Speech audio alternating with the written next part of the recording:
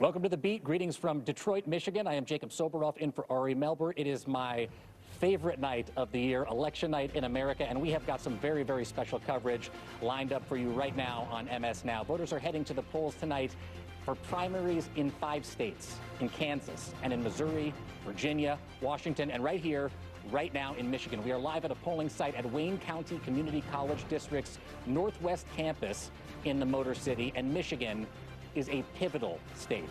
Democrats need to flip at least 4 seats to gain Senate control. The path is a lot easier if they hold on to this state, to Michigan, in November. And today, an important development in Michigan, the Democrats say, highlights the need to take back power in Washington so that they can check Donald Trump's abuses of power. Listen to this, quote, "The Trump Justice Department announced that the department was monitoring poll sites in Detroit, Hamtramck, Lansing, and East Lansing, all Democratic strongholds. As the voting rights group Democracy Docket writes, quote, "It's not unusual for the U.S. Department of Justice to send election monitors to observe voting in federal elections, but targeting Democratic cities in a key battleground state raises serious concerns that President Donald Trump will directly interfere in this fall's midterm elections." I can report tonight from right here in Detroit. According to Detroit's election department, DOJ officials have visited 5 different polling sites in Detroit alone. Donald Trump has targeted Michigan with unfounded claims of election fraud for years, even though he won the state in 2024 when Biden was president. As for tonight's key Senate primary, Michigan Democrats are choosing between Progressive Abdul El-Sayed, a former public health official, and Congresswoman Haley Stevens, who's supported by party leaders. Many observers see it as a microcosm of the party's larger debates. I don't take corporate money. You haven't seen as many in my ads. Because I'm not willing to be bought off by DTE or Blue Cross Blue Shield or Big Tech or Big Pharma. And we have an opportunity to think beyond the old politics. You know, talking about the values of universal health care, of paid family leave, of good environmental quality and sustainability for jobs of the future. You know, I believe in a fair tax code that benefits our middle class. When we know the outcome of this election tonight, the winner will face former Republican Congressman Mike Rogers, running unopposed in the Republican primary. Democrats will seek to tie him to an increasingly unpopular Donald Trump. Earlier today at the legendary Eastern Market here in Detroit, I was shooting Prediction Markets, the segment for my show, Connect. I talked to voters about today's race. El-Sayed or Stevens? El-Sayed. You think he's going to win? I do. Stevens or El-Sayed? El-Sayed by a hair. Why Stevens over El-Sayed? She does what she says she's going to do, and she's very honest, trustworthy. Stevens or El-Sayed? I voted for Stevens. I voted for El-Sayed. But wait a minute, the two of you here shopping. Great friends. Great friend. Agree on most everything. We got El-Sayed and we got Stevens. What's the difference for the two of you? I'm going progressive this election. I'd like to blow everything up and start from scratch. And you went with the trusted voice, or for you, the trusted voice here in Michigan. Yes. So who are you for? What's your prediction? El-Sayed. Oh, are you kidding me? Come on. Get money out of politics, baby. It's a toss-up. And that is where we begin the balance of power in the United States Senate, running through right here in Michigan. We have a huge show ahead. Our very own Ali Velshi has a breakdown at the big board. We are also tracking the news on Todd Blanche, as well as the Trump administration surveilling protesters. You are not going to want to miss that. But we are going to start with our panel. My dear friend Chris Jansing, MS Now Chief National Correspondent, and Craig Mauger, State Politics Reporter with the Detroit News. It's good to see you both. It's an extraordinary day. I've been saying this all day. It doesn't look like long lines, but Chris, because of the way that they vote here, you may not be able to tell. And I know you've been tracking enthusiasm on the ground. Yeah, and I think early voting has been very high. I think you would agree with that. What is it, 1.3, over 1.3 million now. But the number that folks who I talked to before I came here told me to track was low propensity voters. And here's why. Abdul El-Sayed is a candidate who they wanted to see. Would he bring people either back to the fold, people who have gotten so sick of the political process they think it isn't answering their needs, that they've kind of dropped out, or people who frankly have never been involved because they don't really believe that their vote makes a difference. Let me show you the numbers that I got from the Secretary of State's office. 53,000 people who early voted, 53,000 had only voted in one of the past 3 presidential elections. These which are is the generally non-voters. Or low propensity voters, as you say. And this is the lowest propensity voters. 18,386 people cast absentee ballots who did not vote at all in the last 3 general elections. So I talked to Abdul El Sayed this afternoon when we were over at Eastern Market. Look, they see that as a good sign, but in places like where we're sitting, I think that could be a little bit of a different story. What are you seeing, Craig? This election, they keep saying it's a bellwether on the Democrats, but ultimately, I have talked to so many Democrats who say they are going to unite behind whomever emerges here as a referendum ultimately on Donald Trump come November. And this is a state, which I said earlier in the broadcast, that he has hit time after time with allegations of voter fraud. He has come here and said he has become the Michigan Man of the Year, a position that does not exist. I think voters here seem to be tiring of Donald Trump's message. At least that's what I'm seeing. Yeah, I mean, I talked to one Republican voter who said Trump's endorsement didn't matter to her because she was tired of him. So, I mean, there are views all over the place about how people see the president right now. This is really a test of the Democratic electorate in Michigan and maybe nationally right now, as you all have outlined. There's a theory that in Michigan, these progressive anti-establishment voters make up about 30 to 40% of the electorate. That's how it's always been. Abdul can't win this race. Heads up with Haley. That's what people thought going into this summer. And now the voters have turned that on their heads. Abdul has a chance to win. He has a chance to overturn how people see Democratic politics in this battleground state. And that's why the eyes of the nation are on this state right now. What do you hear? What's your reporting tell you? I said to our viewers that I heard from the Detroit elections officials that there have been at least 5 sightings, because they have to sign in actually, inside the polling places like the one that we're outside of these federal election monitors, and they say that they're looking into issues like poll watcher readiness. What's your reporting tell you about this monitoring operation sent by the federal government? Yeah, I think there's 2 tracks here. There's one track that is, so far today, it seems to be going smoothly. No one's raising any concerns about what the monitors are doing. The other track is, why are they here? And the basis for what the Justice Department has said the reasoning is for them to be in Michigan today, it doesn't line up with what election officials from either side of the aisle have seen. So their actions are not concerning. The questions as to what this portends for November, that's what I think concerns a lot of people. Chris, the money has been just as big a part of the conversation here as the substance of the issues. Abdul El Sayed continues to point out the outside spending on behalf of the Congresswoman, and it is exponentially larger than anything that he's gotten. What are the numbers? Yeah, central to his theme is no outside money, no corporate money in his campaign. And he believes that so many people take outside money. And this, I've watched it resonate with people when he's talked to them one-on-one. I went canvassing with him last night, and he talks about, what do you think that money buys? Do you think it buys loyalty to you or to the corporation or the company or the PAC that gave it to him? Almost $81 million has been spent in one Democratic primary. It's the most expensive in Michigan history, if I'm not mistaken. Most expensive ever for a Senate race primary. It's unbelievable. And 63.9 super PACs and other well-funded organizations for Haley Stevens. 34 pro Haley Stevens, 20 million opposing Abdul El Sayed, compared to 7.3 million that he spent. The advertising is incredibly lopsided. And look, again, I spent a lot of time in crowds with El Sayed supporters, but today, just walking through the Eastern Market, talked to one Republican who said, you know, I've been Republican for a long time, but I just can't do it anymore, and I'm going to vote for El Sayed. And one of the things that he mentioned was this influence of outside money, and so many people have said who support El Sayed, I don't want other corporations outside of Michigan people telling me who I should vote for. I'm going to make that decision. In a state where data centers, the cost of living, people looking for jobs is clearly top of mind to anybody that you talk to, this money thing has become so central to the conversation, both on the airwaves but and in people's brains. The Israel-Gaza war, the spending of AIPAC, he has turned it into an issue against Haley Stevens, I'll say it. Yeah, I mean, that's what Abdul has done, I think, so skillfully this summer, is he has tied the spending to people's concerns about prices. I don't think Democrats have been able to do that in the past, tie the outside influence to, hey, this is how it's actually impacting your life.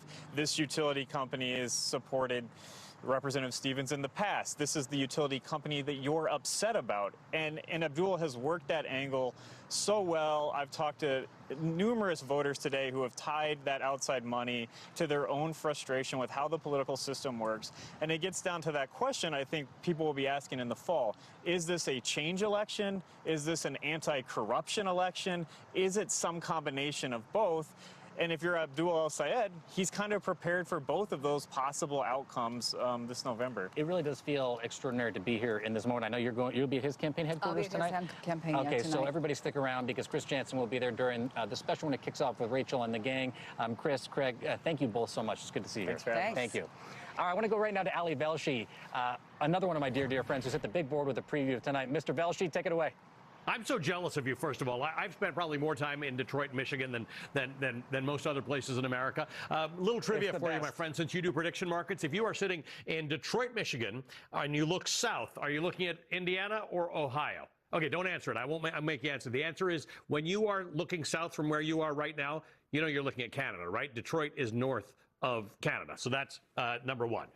Number two, let's take a look at some House races in and around the area that you're in right now. There are two that I'm keeping an eye on very carefully. Number one is the 7th District in New York, which is in and around Lansing. This is an interesting race. There are 3 people competing in it right now. The most prominent name was Bridget Brink. She was the U.S. ambassador to Ukraine most recently, resigned under the Trump administration because she felt that he wasn't doing what needed to be done.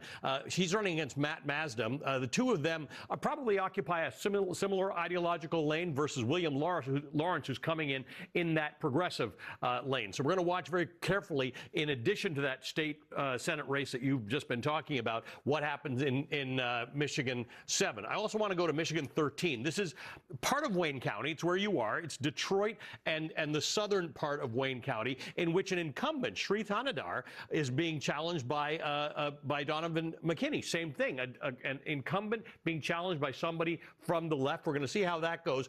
Shri Thanadar would, if he loses tonight, become just one of a handful of Democratic incumbents to lose. But again, it's far too early to tell how that's going to go. If you go one district west of where you are right now, this is 12. Rashida Tlaib is the incumbent there. She's expected to win very handily. And if we go out to the Senate race that you were just talking about with Craig and Chris Jansen, we're going to be looking at results really coming in from the Detroit area.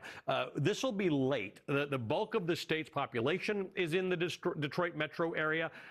Detroit is part of Wayne County, so that whole district will be that whole region will be very important. But as El-Sayed has pointed out, he may have support in areas that are just outside of Detroit as well. So as early results come in, Haley Stevens is going to say, hold on, don't do anything till you see the Detroit numbers, which might be several hours from now. El-Sayed is going to say it's not just Detroit numbers, it's areas like Dearborn and Dearborn Heights and Hamtramck in which his power base is. But in the end, this is going to come down to some of that conversation that you aired at the top of the show, where people are making decisions not based on who they are, where they come from, what their internal politics are, but what they're sick of or what they want more of. And we're going to be watching that very closely through the course of the night. Jacob? It's going to be, it could be a late night here, Ali, because not only do the polls close here in Detroit at 8, but in the Upper Peninsula, as you and I were talking about offline earlier, they close at 9. And Detroit, It's a very interesting system here in Detroit, because while Wayne County tabulates all the votes from the different municipalities and townships, each of them, and I know you're going to monitor them all very closely, tabulate their own vote results and then bring them back to a central headquarters. So we're going to be going through this together tonight, my friend. I'll be out here. Call me anytime, even when we're not on TV, and we'll keep the conversation going. All right, Ali Velshi, thank you so much. Thanks. And I want to introduce, I want to introduce all of you guys at home to 3 people that I just met. They're all here voting as part of this process. And as I said earlier, it is not an indication that there isn't enthusiasm because you're not seeing long lines. In fact, it's the opposite. Let me get all of your names. Tell me who you are. Alex. Alex? Darnell. Darnell? Olivia. Olivia. And have you all voted already today? Okay. If I'm not mistaken, you voted absentee, and you have voted here in person? Yes. And you voted here in person. Talk to me about the race. What brings you out today? Why did you decide to come out in a primary election? Well, because I always vote. People died for the right to vote. I've never missed an election. Never. And in particular of the 2 candidates, Stevens and El-Sayed, who's got your attention, who's got your vote today? Unfortunately, El-Sayed, because That seat has been held by an African American occupant since 1965. And your decision in terms of the issues, what are the issues that are most important to you? Well, the people who live in that district aren't being represented. They just aren't. And why absentee? You're here in person. Did you drop your absentee? Thank you very much. Why did you drop your absentee? You dropped it off here today? No, I dropped it off in the mail like 4 weeks ago. And so what brings you out to the polling place today? If you voted 4 weeks ago, you're on top of it. My husband goes to school here. I see. So, and I just came up. But yes, I voted. Like your husband, did you go for Mr. El Sayed, Dr. El Sayed? I did Haley. Why Haley? First of all, Barack, he, endorsed her. And then I like the fact that, she's not a millionaire. She's one of us. She worked in his administration. Yeah. So I like that about her. If she doesn't prevail tonight, will you back Al Sayed like your husband in the general election? Yeah. Yes, I will. And yes. do you think that the Democrats can hold on here to power? It's critical if they want to regain control of the Senate. Yes, I hope so. Yes. And how about you? You came out today to vote. Are you a regular voter? Yes. Okay, so why'd you wait till the last day? Why'd you vote on election day? It's just the timing of everything, but I made sure I came out today. And El Sayed or Haley Stevens? El Sayed. Okay, talk to me about what spoke to you about Abdul El Sayed. Well, I heard that Haley Stevens had taken a lot of AIPAC money. We were just talking about that with my fellow colleagues here. Yeah, that turned me off from her. And then I just feel like Abdul El Sayed, he had a lot of the things in his campaign were things that I cared about and that aligned with me politically. So it just made the most sense for me to go with him. You think you'd back Stevens if to unify the Democrats if El Sayed doesn't win tonight? I mean, if it comes down to it, yes. But I'm hoping El Sayed wins. It's so nice to meet all of you. Thank you so much for coming by, saying hello, and remember, don't be a stranger. Polls don't vote. People do. Polls don't vote, people do. It's so nice to meet you. I want to show you all a little bit more of what's happening here before we go to a commercial break. We have so much more left in this show and so much more left tonight on MS Now. As I said, Rachel and the gang are going to be here at 8, but before then, we're going to bring you through all aspects of this election and a lot of other news that's happening today. First, these are people that are electioneering here. I was talking about this with Nicole Wallace.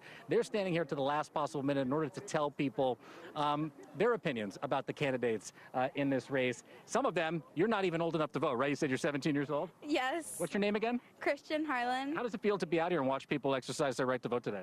It feels really nice. I'm really happy that everyone's come and just exercise their right to vote. You have a little FOMO that you're not able to vote yourself today? Yes. Well, you got next year, you'll be up. It's so nice to meet you. And then the last thing that I want to show everybody is that before you guys go, can I say hello to you?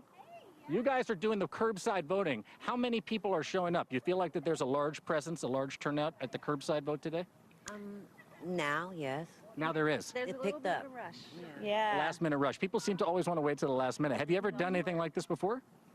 Oh, yeah. Mm-hmm. Every year? Yes. Uh-huh. Yeah. Are you feeling like one of the things that the Trump administration was talking about is that they're sending people out here to monitor the integrity of the vote. Is everything going smoothly from your estimation? Yeah. So. Mm-hmm. Definitely. Everybody knows what they're doing. As somebody who's experienced in this, what's the sign that things are going well? Everybody's working well together. Yeah. Say it again? No spoiled ballots. No spoiled ballots. Your names? My name is Trina. And? Molly. Thank you so much for what you do. Thank you so much for your service. You are doing the civic duty. And I always say it time and again, when anybody, this administration or others, come after election workers in this country, it should drive all of us crazy. This is probably not your day job, right? No. What do you normally do? I'm a declutterer and organizer. A declutterer and an organizer. Yeah. And what do you normally do if you weren't here today? Take care of my grandchildren. Taking care of your grandchildren. I love it. I love it. Thank you for your service. Thank you for being here. We appreciate you very, very much. It really is an extraordinary day out here in Detroit, and we have so much more to come on this very special edition of The Beat. We're going to talk all about Democrats accusing Todd Blanche of lying under oath. Joyce Vance will be here. Also, we have revelations on the Trump administration using social media surveillance against protesters, a critical issue in this election. And Congresswoman LaMonica McIver will be here. A new tragedy in ICE custody. It is election night in America. We will have a whole lot more coming up after this very short break. Stay with us.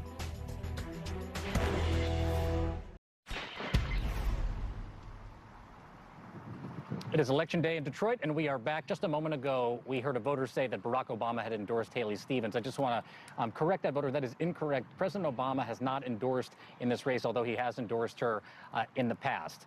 And now I want to turn to a controversy back in Washington, D.C., where Donald Trump's Attorney General nominee took another step closer to confirmation today, despite widespread backlash, as the Judiciary Committee voted along party lines to advance Todd Blanche to the full Senate. And that vote could come as soon as this week. That all happened after two Republican holdouts agreed to move Todd Blanche along after he posted documents rescinding Trump's controversial slush fund, although experts point out that there are numerous loopholes. Here's what one of those Republican senators, John Cornyn, said earlier today. As to the idea that it could be revived in the future, I think it's highly unlikely that could happen without the cooperation of the Department of Justice. And I think Mr. Blanche gave us the assurances that it was dead and would not be revived. And in this case, we have no alternative but to take his word for that. You will not be surprised to know that Democrats disagreed. Senator Dick Durbin, the ranking member on the Judiciary Committee, even said Todd Blanche lied under oath. Mr. Blanche's willingness to casually lie under oath about a statement he made in a room full of witnesses shows the lengths he will go to avoid offending President Trump. The most brazenly corrupt and unethical thing this administration has attempted. Can you trust Todd Blanche going forward? I will tell you, I do not. He is about to become Trump's sword against his adversaries and shield against any scrutiny. Coons said the most brazenly corrupt and unethical thing this administration has attempted. Just moments ago, Maine Senator Susan Collins announced she would vote against the Blanche nomination. Her defection, it's important to note, though, will not be enough to sink Todd Blanche in the full Senate. She has, of course, that tough re-election campaign in a purple state in Maine against an opponent who has criticized her for voting too often with President Trump. Joining me now is Joyce Vance, former U.S. attorney and MS Now legal contributor. Joyce, thank you so much for being here. I want to read what you wrote earlier today, that, quote, the $1.776 billion slush fund isn't as dead as Senators Cornyn and Tillis seem to be willing to believe. Can you elaborate? Well, the senators, and specifically Senator Cornyn, in the comments that you noted, seem to be willing to suspend disbelief, as though there's no context for thinking about whether or not Todd Blanche is trustworthy. And the problem here is federal judges across the country in court cases have found that they can no longer employ a presumption of regularity where DOJ is concerned. That means that judges, many of them Trump appointees, don't believe that the Justice Department is telling them the truth or acting ethically when it's in their courtrooms. So it really defies belief that Senator Cornyn, who is himself a trained lawyer, someone who understands how the Justice Department is supposed to work, would accept this sort of pablum that Blanche has been delivering. It's clear that he's still acting as the president's lawyer, not the people's lawyer. And when he makes these paper promises, they're just that, paper promises that he could take back, right, or that the Trumps could challenge down the road. Tell me if I'm right about this. The Department of Justice doesn't necessarily need to funnel, it doesn't need to be the DOJ as the entity. It doesn't need the fund to funnel the taxpayer money to Trump allies. Is there a way to do this despite the new document from Todd Blanche? That's what you're saying? Yeah, absolutely. You're correct about that. And the issue is this: if you're committed to doing what you want to do as opposed to respecting norms and laws, then there are a number of creative ways that the administration could find to do this. DOJ has a settlement fund that's typically reserved for paying, or rather a judgment fund that's used to pay judgments that are adverse to the departments where prosecutors have done something wrong, agents have done something wrong. And you could imagine wholesale abuse of those funds, which are a line item on DOJ's budget. There's actually, I think, unlimited access up to the amount that's needed to satisfy those sorts of judgments. So this administration could play loose and fast with that, among other mechanisms. Yeah, and just a reminder to everybody that the nomination advanced out of committee, it's a 12-10 party line vote, but the full Senate vote, that's what Susan Collins was talking about, could be as soon as this week. Joyce Vance, thank you so much for being here on a very busy, very consequential day, particularly here in Michigan, but across the country, including in Washington, D.C. Thank you. Thanks. Still ahead, everybody, I have a very special guest that will be a familiar face to many of you on the primary fight here in Michigan and the youth vote. I am so excited about this one, so stay with us for it. Plus, absolutely stunning revelations on the Trump administration surveilling protesters. We'll be right back.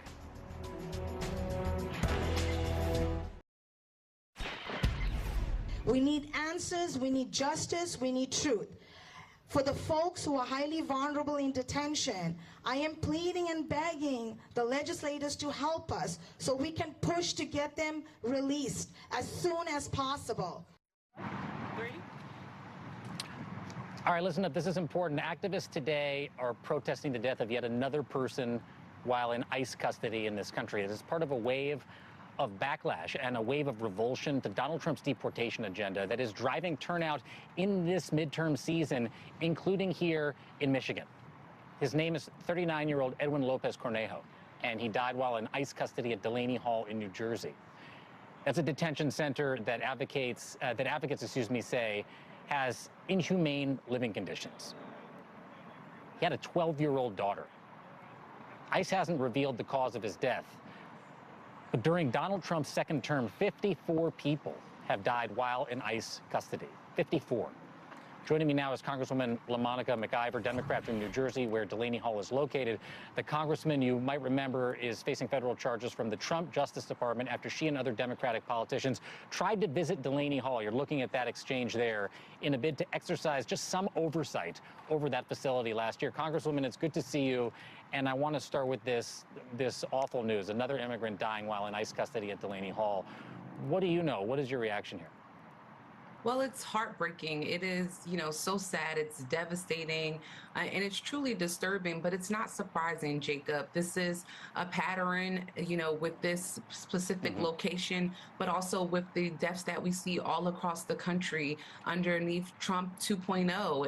It's horrible, and it really should not be happening. No one should be losing their lives at these facilities. And, at the same time, we're dealing with the same kind of behavior from ICE and from the detention centers where we're trying to get answers. We're calling, we're visiting, asking for explanations, and we're constantly getting the door shut on our face to demand answers regarding what happened to this gentleman. This is the second death at Delaney Hall. If you remember last fall, early winter, John Wilson Brutus was murdered there after just being there for 24 hours, literally came out in a body bag, a healthy 42-year-old Haitian, immigrant. And this is why oversight is extremely important at these facilities, Jacob. Yeah.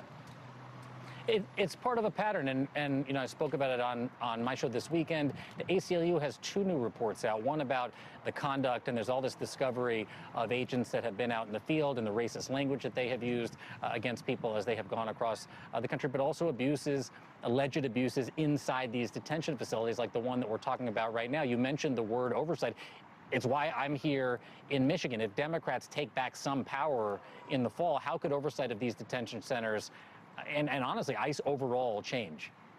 Oh, it would change drastically with Dems being back in the majority. One, we would be holding people accountable, specifically calling them in front of different committees to hold them accountable. And that's, part of what needs really to happen. We have people who are literally committing crimes at these locations, engaging in cruelty and brutality at these facilities. And even those who are killing, ICE agents who are killing people on the street in broad daylight in front of us and abusing them and beating them. I mean, this is horrible, and these matters need to be truly investigated, and we're not seeing that happening right now underneath Trump 2.0. It's part of why we're talking about it right now, and I'm sure this happens to you. I was actually at the Madison Square Garden last week, and a woman came up to me who was an employee there and said that she was grateful for us talking about what the immigrant experience is like in this country right now because too often we turn our heads away and we forget. And after family separation, it was called, one of the most shameful chapters in the history of our country by a Republican-appointed judge who stopped that policy. Yet they're able to continue this, a mass deportation effort on an exponentially larger scale. What do you hear from people? What do people say when they come up to you, not just immigrants, but Americans as well, on this issue and how it's affecting how they're going to come out to vote in the midterm elections? Well, people are exhausted. They're sad by what they see. They are angry about what they're seeing happening. And I hear people talk about it all the time, talking about how it's just not right, especially when you hear about the inhumane treatment that is happening at these detention centers, Jacob.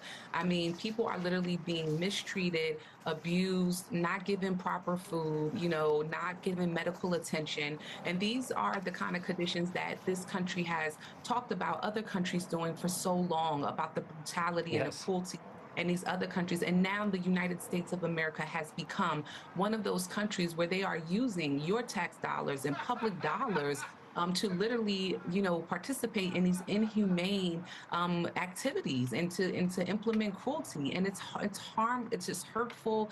We're better than this. It's sad to see the country at this state and to see, Republicans in this administration and this president okay with that. This is not okay. This is wrong. And we should be better people and should not be operating like this. Your point is so well taken, and it is our taxpayer dollars. Not only is it our taxpayer dollars, but oftentimes, Congresswoman McIver, they're going to for-profit companies. And I have said it once, and I will say it again, there is a prison for children in the United States of America and families, the Dilley Detention Center in South Texas, owned and operated by a private company. You yourself, Congressman Joaquin Castro, so many people have been down there. It was closed during the Biden administration. It is reopened right now. Those are the types of detention centers. When you talk about taxpayer dollars, that's what this is going to. Congresswoman McIver, thank you so much. Keep us posted on your case and all of the work you're doing. Thank you again. Appreciate it. Thank you, Jacob. Thanks. We turn now to a related story. I mentioned it earlier about protests against ICE raids as Americans all across the country turn against what they are seeing as brutal conduct by this government. This is a report from the Wall Street Journal. It is a bombshell.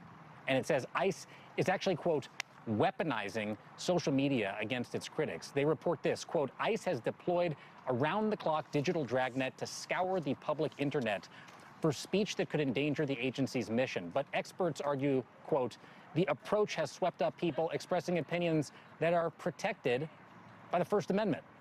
Joining me now is Hannah Critchfield from the Wall Street Journal, one of the reporters who broke this extraordinary story. Thank you for being here, and thanks for talking about it with me. How does ICE's program, just bare bones, conflict with normal First Amendment protections? So, ICE would say that the program that they've launched is in response to this massive increase in threats to its officers and their families.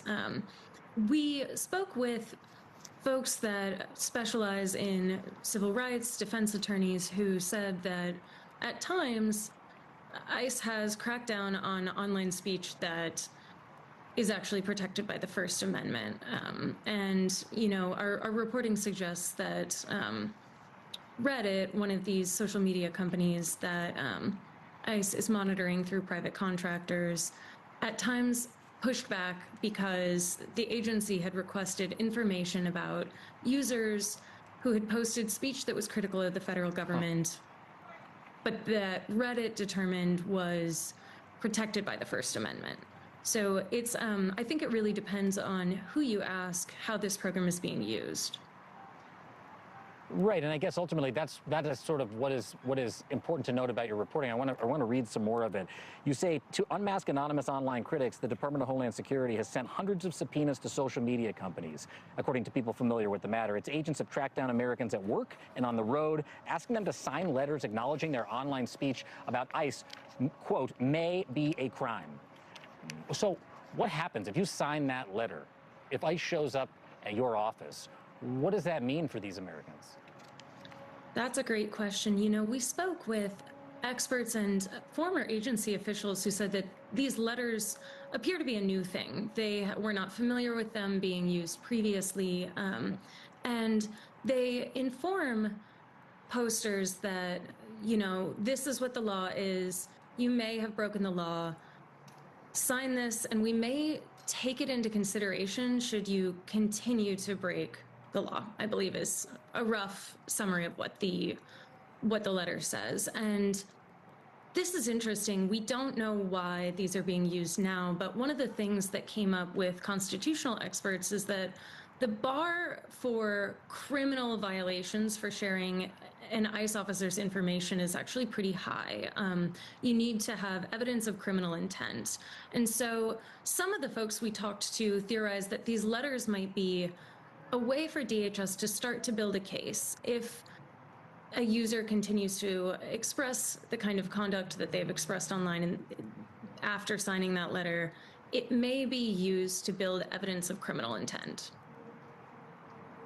What do experts tell you about, I mean, the obvious question here is what happens beyond ICE? This is, according to critics, criminalization or attempted criminalization of speech, of protected First Amendment rights. Here in Michigan, there's people talking about politics and Donald Trump and this administration. As I'm speaking to you right now, some of them are behind me. How fine is the line between these folks speaking out against ICE and people speaking out against the Trump administration generally? It's an interesting question. I think that one of the things that came up in our reporting is, DHS says we are investigating credible threats towards our employees, towards our officers, and towards our families. One of the sort of questions that I think remains from our reporting is what kind of oversight exists over this and what kind of reporting internally DHS is doing. I think I should note that the agency has successfully prosecuted a handful of Americans over online speech, including for threatening to kill ICE agents online.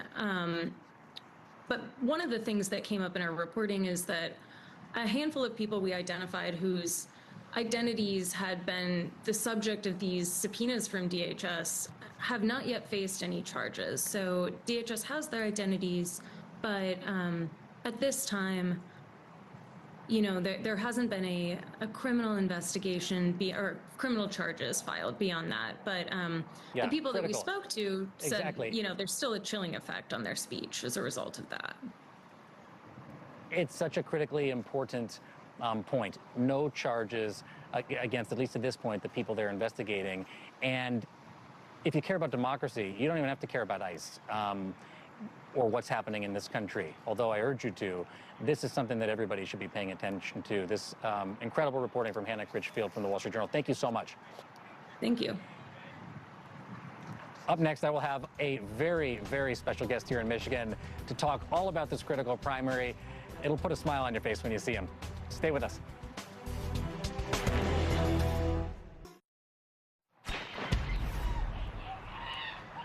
We are back with our special coverage of the Michigan Senate election, and I am joined by a very, very special guest, Marcus Johnson. Marcus is a political science major at Michigan's Oakland University. Marcus went viral during the 2024 campaign, you might remember, for absolutely dismantling J.D. Vance's argument that Kamala Harris, as the Vice President of the United States, should have somehow implemented her own policy ideas. Watch.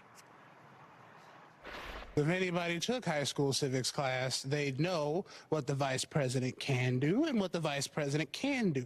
I want to make a quick point. Neither candidate on that stage talked about what executive action they're going to take on day one to do what they want, nor were they asked, because they know that they can't. That's not how the vice presidency works. You don't get to do what you want. You do what the president delegates you to do. Marcus Johnson, the great Marcus Johnson, joins me now. I'm so happy to see you. It's always good to see you, Jacob. It's great to be reunited. Before we get into today's election, are you confident now that J.D. Vance understands the limits to the power that the Vice President of the United States has? No, I'm about as confident in that as I'm confident that this grass is blue. So, not shot, no. I talked to on my show, I talked to some good friends of yours on the broadcast the other day about young people voting in Michigan. And Michigan, a lot of people don't know, has some of the highest youth voter turnout in the entire country. It seems like the young people that I speak with are trending towards Abdul El-Sayed. Do I have an accurate read on that? I'd say so. I've tried to find one who wasn't, and I was not very successful for the sake of your show. I think I can answer your question with a question. Okay. I didn't watch the clip, but correct me if I'm wrong.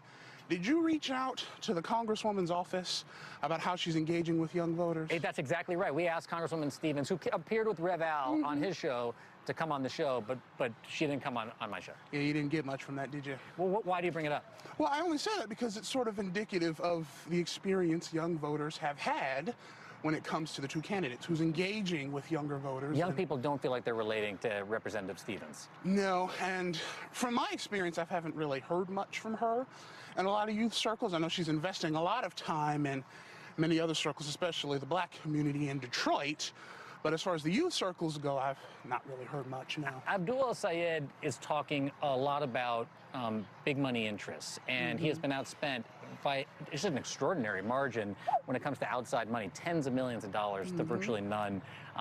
For him, AIPAC and Israel Gaza are sort of central to that conversation, but it is a lot of other corporate interests. Is that the thing that's drawing young people to it? Oh, it's definitely a big one. What else are people talking about?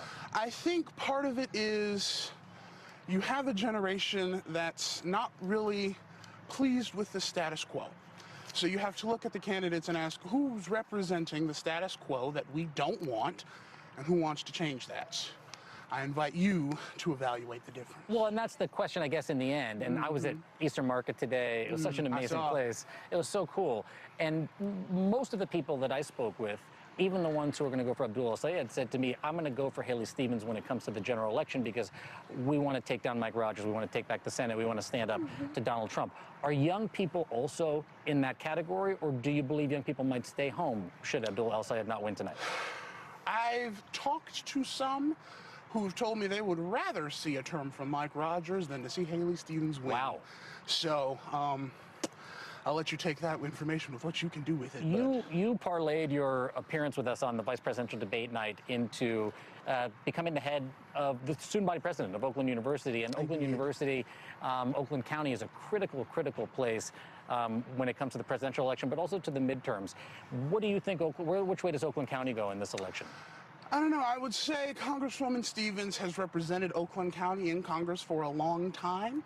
So I imagine the investments she spent there are going to pay off for her in the end. It inevitably gets down to the youth voter turnout. Marcus Johnson, one of the great political philosophers. I know. It's so great to see you. Thank you for being here. And we'll check in with you on the next election. You know I got you. Okay, we'll see you. That does it for this edition of The Beat. Full team coverage of tonight's primary starts at 8 p.m. Eastern. But first, stay with us. The weeknight is up next. I'll see you on our special coverage.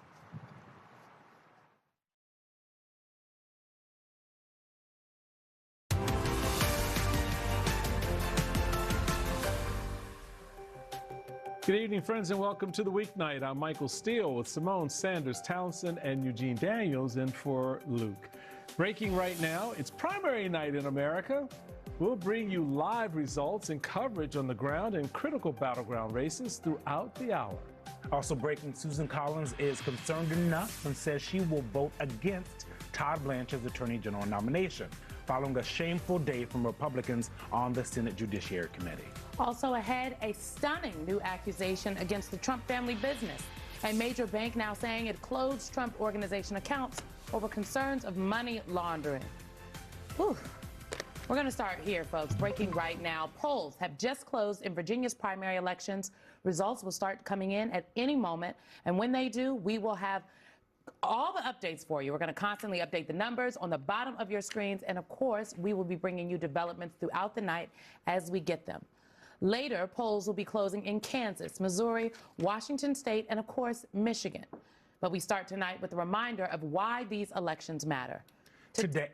Today, Republicans who make up the majority of the Senate Judiciary Committee advanced Todd Blanche's nomination to be the next United States Attorney General. In a party line vote, moments before Blanche's nomination moved forward, Senator Adam Schiff said this.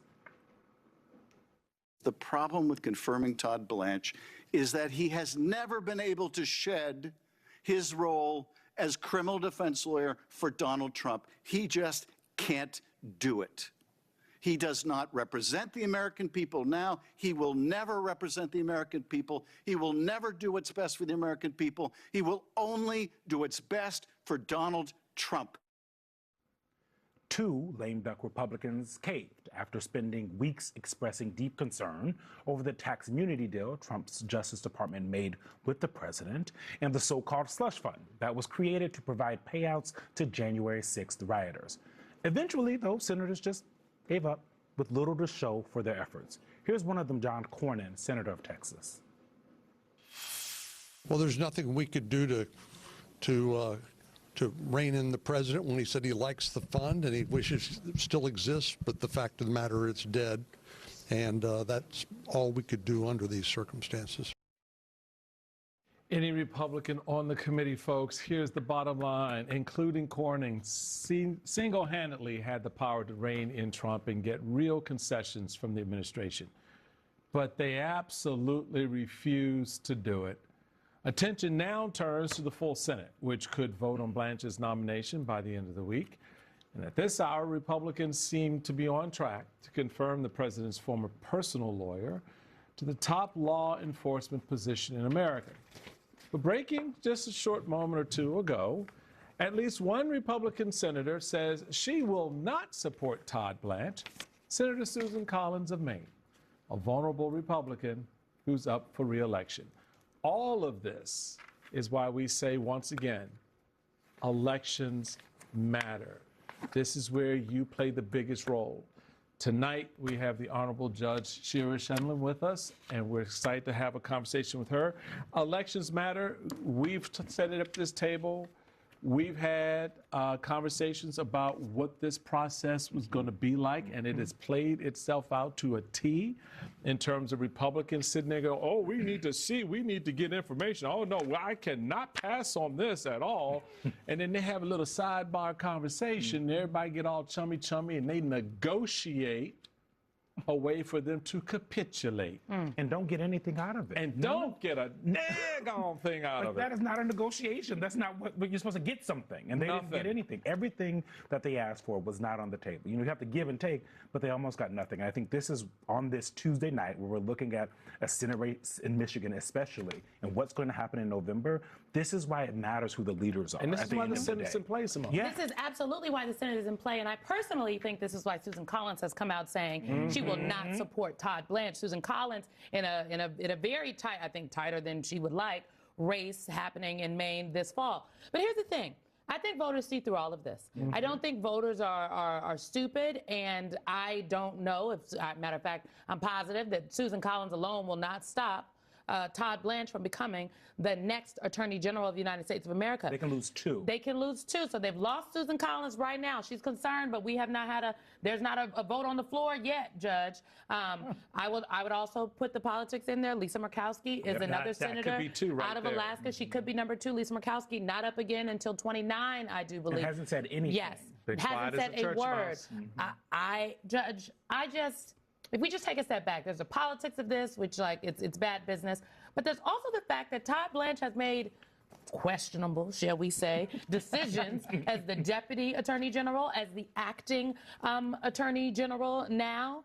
I want to read to you Susan Collins' statement, and then I'll get your thoughts. This is Susan Collins tonight. While I believe Mr. Blanche is a capable lawyer, the Department of Justice has become increasingly political. Mr. Blanche has taken several actions that have further eroded the department's independence, and that is the basis for my vote to oppose his confirmation. You think he's a capable lawyer?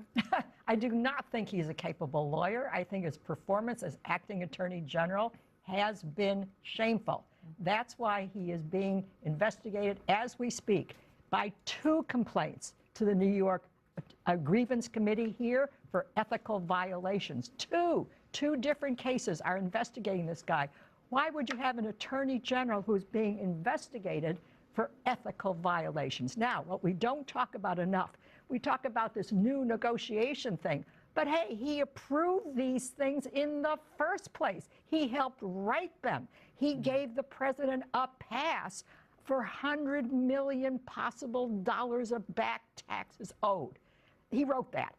You know, For sure, forever. Very strong statement. He also created this slush fund and went with it. Now, all of a sudden, he denies that he once said it was a mistake, which he said in front of witnesses to Senator Durbin, but okay, he denies that. But now he says it's dead. Well, I've got news for you folks, all of you who are watching and here, it's not dead.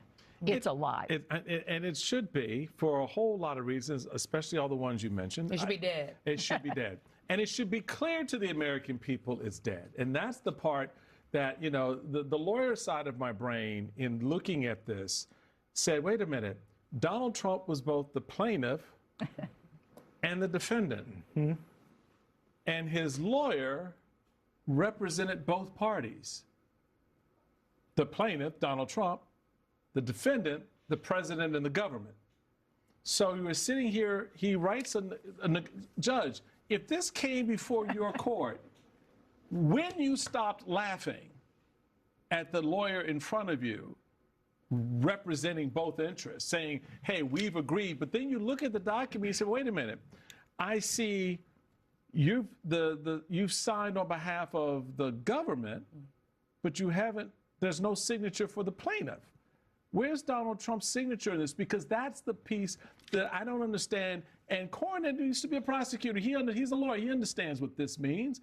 How do you have a document in which you have one lawyer representing both parties of interest, purportedly, but you only have one signature? Right. I understand that. And so did the judges who have ruled that this was all a sham. Judge Williams in Florida said it. Judge Brinkman in Maryland has been saying it. Come on, it doesn't take a genius to see that this is a plain conflict of interest. The same parties on both sides, the same lawyers on both sides. That's why when you ask me, is this lawyer a good lawyer? Is he qualified for this position? No. When you look at the attorneys general in our history, this guy just does not measure up, and he should not be confirmed. And when Senator Cornyn said, well, there's nothing much else I could do. Well, hey, you could vote against him. You could vote no. Yeah, he said, I don't know what else I could have done. Well, I have really simple message for the guy. Don't vote for him on the floor. There you go. You don't have to vote for him on the floor. Sometimes senators say, just because I voted in committee doesn't mean I have to vote on the floor. Right. I just wanted to advance it to the full Senate.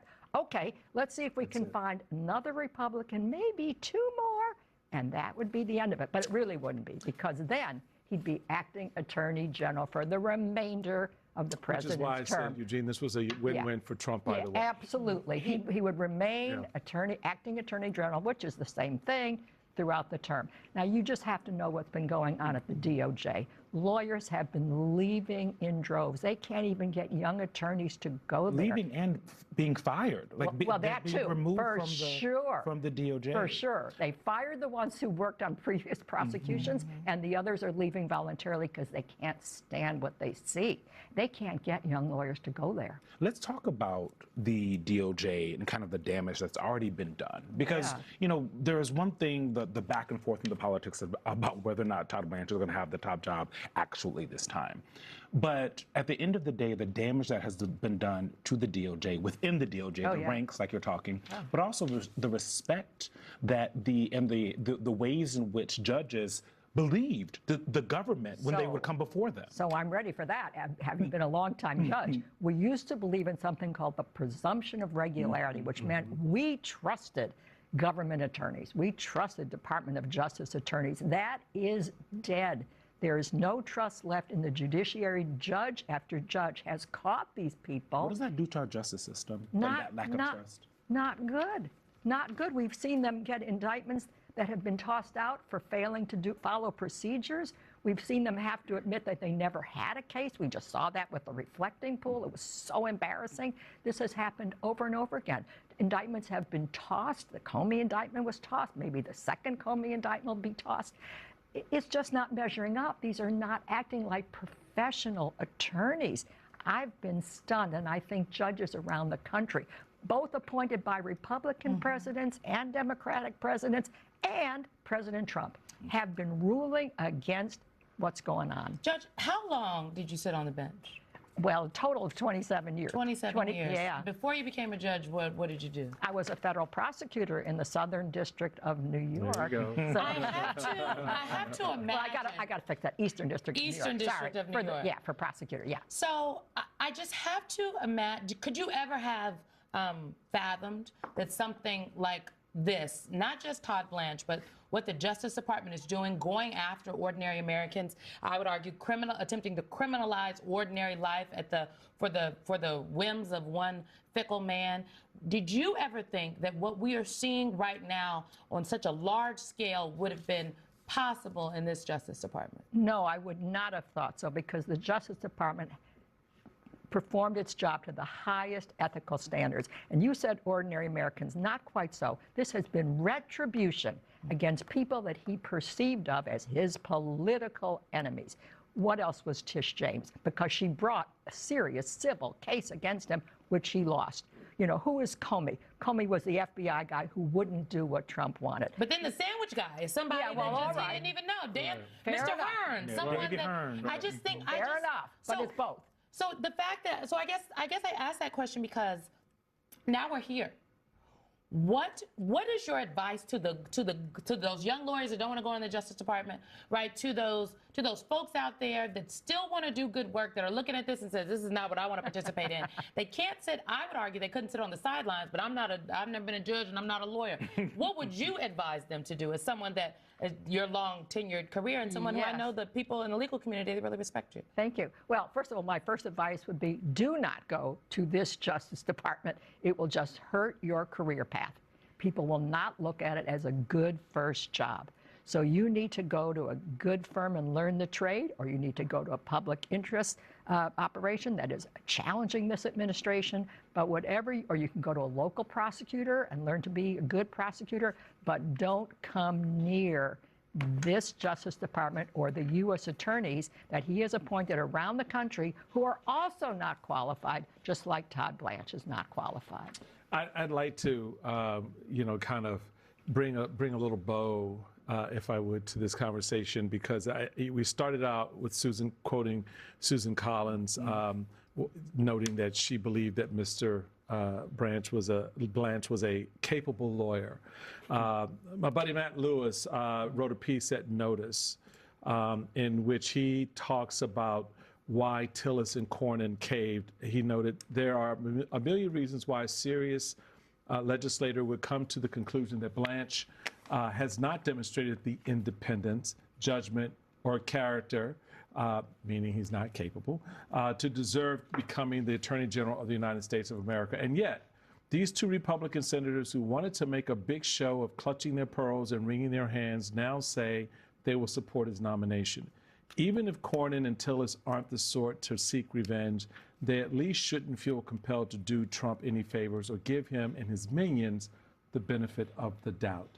And I think, Judge, that for me is really what the last, especially 3 years, 2 years under Trump have been about, where leaders, and even some on the bench, I'm thinking of the judge down in Florida, who seem to be sycophantic in their support of Donald Trump. What would you see? You talk to the young lawyers out there. What would you say to the men and women who hold the Constitution every day in their hands, under the oath of executing and protecting it? I would say whatever you need to do most is to protect your independence and your own integrity. And that is what he hasn't done. He has not been the chief law enforcement officer of the people. He thinks he's beholden only to the president, his former client, who I guess is his current client.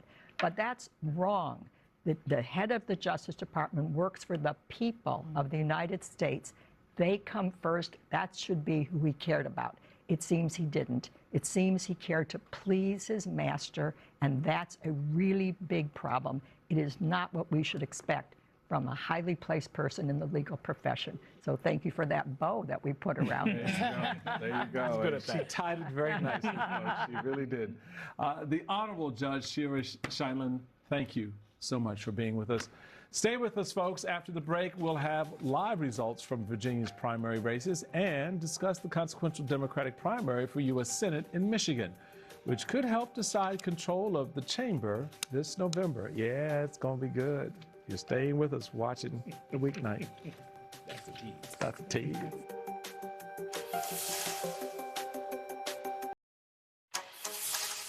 So tonight, as you know, critical primaries are being held in 5 states that will help decide the balance of power in Washington next year. Polls closed in Virginia about 20 minutes ago. The first results are just starting to come in. After a court threw out Democrats' congressional redistricting plan, the focus in the Commonwealth tonight will be on a series of competitive House races that Democrats will need to win in November in order to take back the chamber. Yeah, that's the pressure cooker right there. But arguably, the biggest race of the night is in a little place called Michigan, and its outcome could help decide control of the U.S. Senate for the next 2 years. That's where moderate Congresswoman Haley Stevens faces progressive Abdul El-Sayed in the Democratic Senate primary. Joining us now are Liz Smith, Democratic strategist and advisor to the majority Democrats, and the bench, and Elise Jordan, Miss MS Now political, and I was about to say Miss. Ms. Now. I was about to go there. But I caught myself, people. It's so insane. How long has he been here? Well, because it's broken on the screen. Okay, so let's, our colleague and friend Chris Jansing, she had an interview with Abdul El-Sayed on his electability. This is an answer about his electability. She talked to him earlier. Let's take a listen to what he had to say. I think there's an opportunity here to recognize that Michiganders have been frustrated with the choices that they've been given for a very long time. And you've been around the state long enough to know that we're a pretty steady Eddie group of people. It's not that we just bounce back and forth. And I'll just say this, if Donald Trump won twice, I think what you have to take from that is the notion that Michiganders are sick and tired of the establishment as it stands. I mean, Donald Trump is like heinous, but at least he can credibly say he's not the establishment. So what happens if you give them an option who's not the establishment, but also is not a narcissistic, megalomaniacal billionaire, which is what I'm trying to test. Now, what I found interesting in this answer, it might not have been what jumped out to other people. This is what jumped out to me, Liz. El Sayed said, I mean, Donald Trump is like heinous, but at least he can credibly say he's not the establishment. This, to me, is a wink, wink nod to those people that might have voted for Donald Trump before and in Michigan. But that Abdul El-Sayed, if he gets through this primary tonight, would like to vote for him in the general election.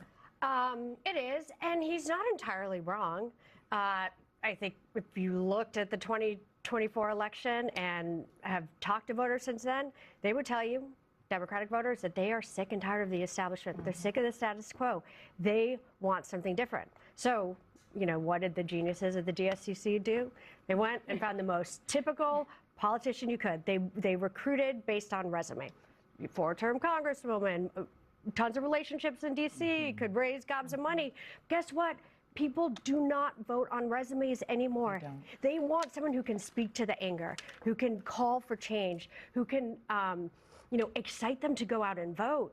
And that was not something that Haley Stevens offered. And this idea of electability, I hate that we discuss it so much, but let me tell you something. Electability is not something that can be conferred by people in Washington, D.C. It is the voters who decide what is electable.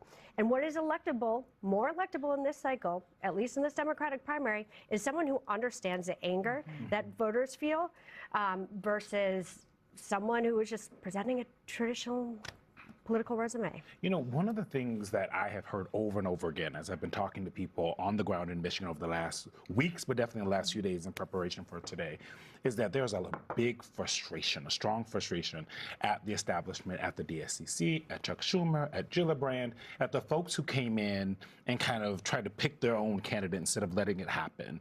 And then picking the candidate that someone told me today, not my words, milquetoast. I didn't say it, they said it. And I think that when you look at how voters, as Liz was talking about, voters think about electability.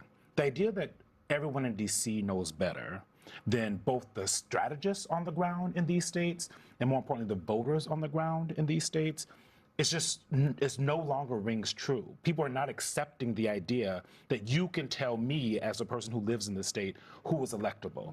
Well, this example has been interesting to me in that you have a candidate who has had just gobs more money. 4-1, Haley Stevens has outspent in what outside spending, and then Abdul El Sayed, what he has had, and yet I will be shocked if he does not smoke her in this race tonight, just because of the factors that you're talking about, the establishment frustration. And in that interview with Chris Jansen, you saw a candidate that's already looking at the general election, and he's talking about the establishment because his next move is going to be to paint Mike Rogers as an establishment Republican, and that's not going to be that hard to do. Now, I do think it's going to be a very tough race, and Republicans have a lot of ready-made ads, but you look at this cycle, and they were insistent upon Haley Stevens instead of looking at who in the race had the political talent and how could they try to mold the candidate to what they wanted him to be, much like they fought Mamdani in the beginning, early stages too,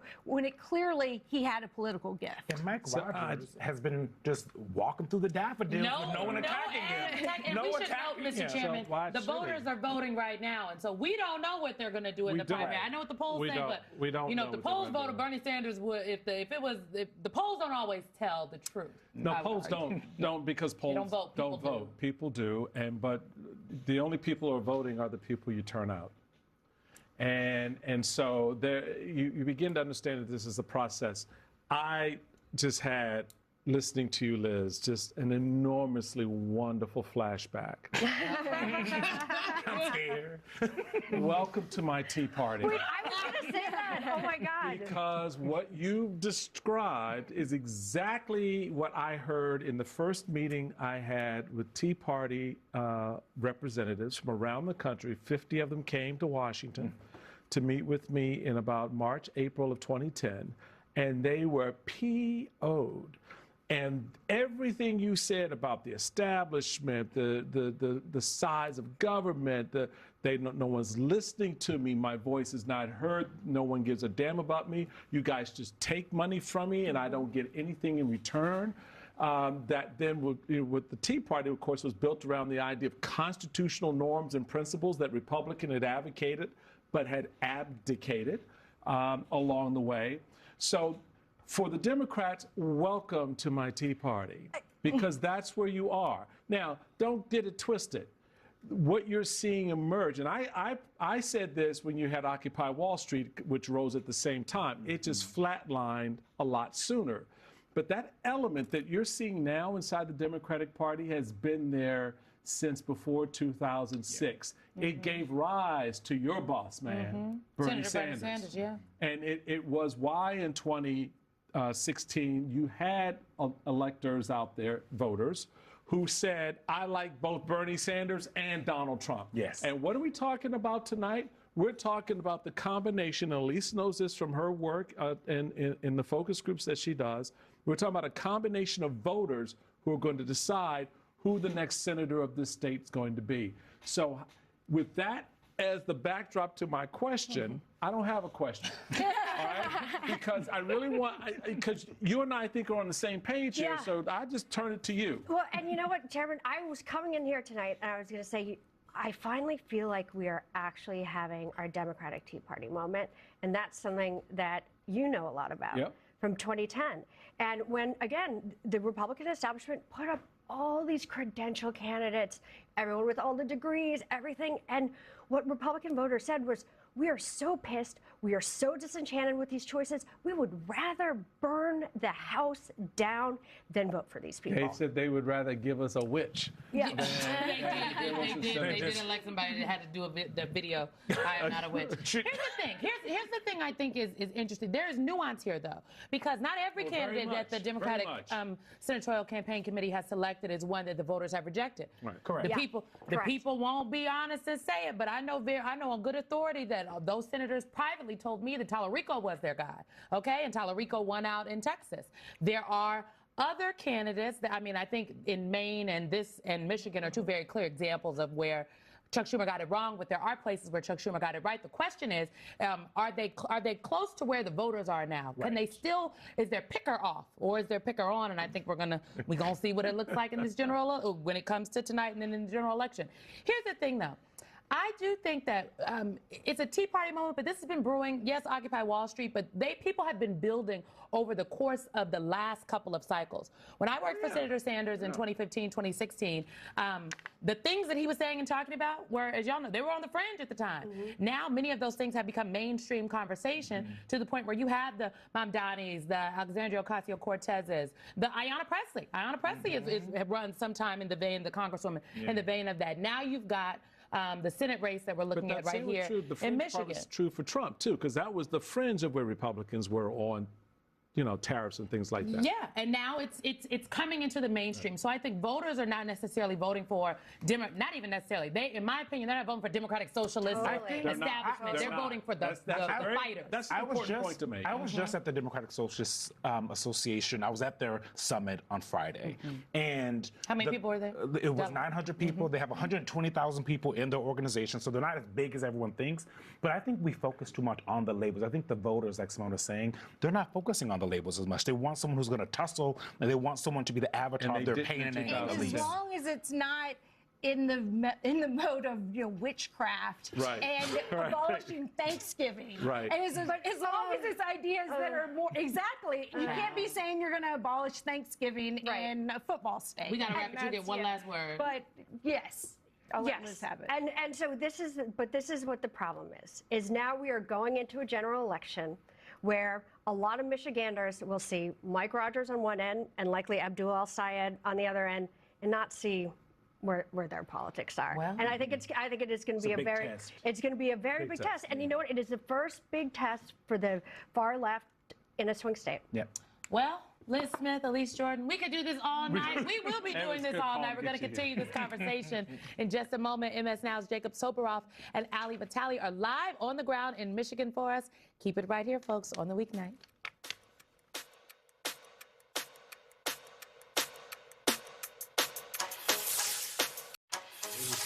Let's continue our coverage of tonight's primaries. Results are coming in right now from Virginia, and in less than 30 minutes, polls will close in the key battleground state of Michigan.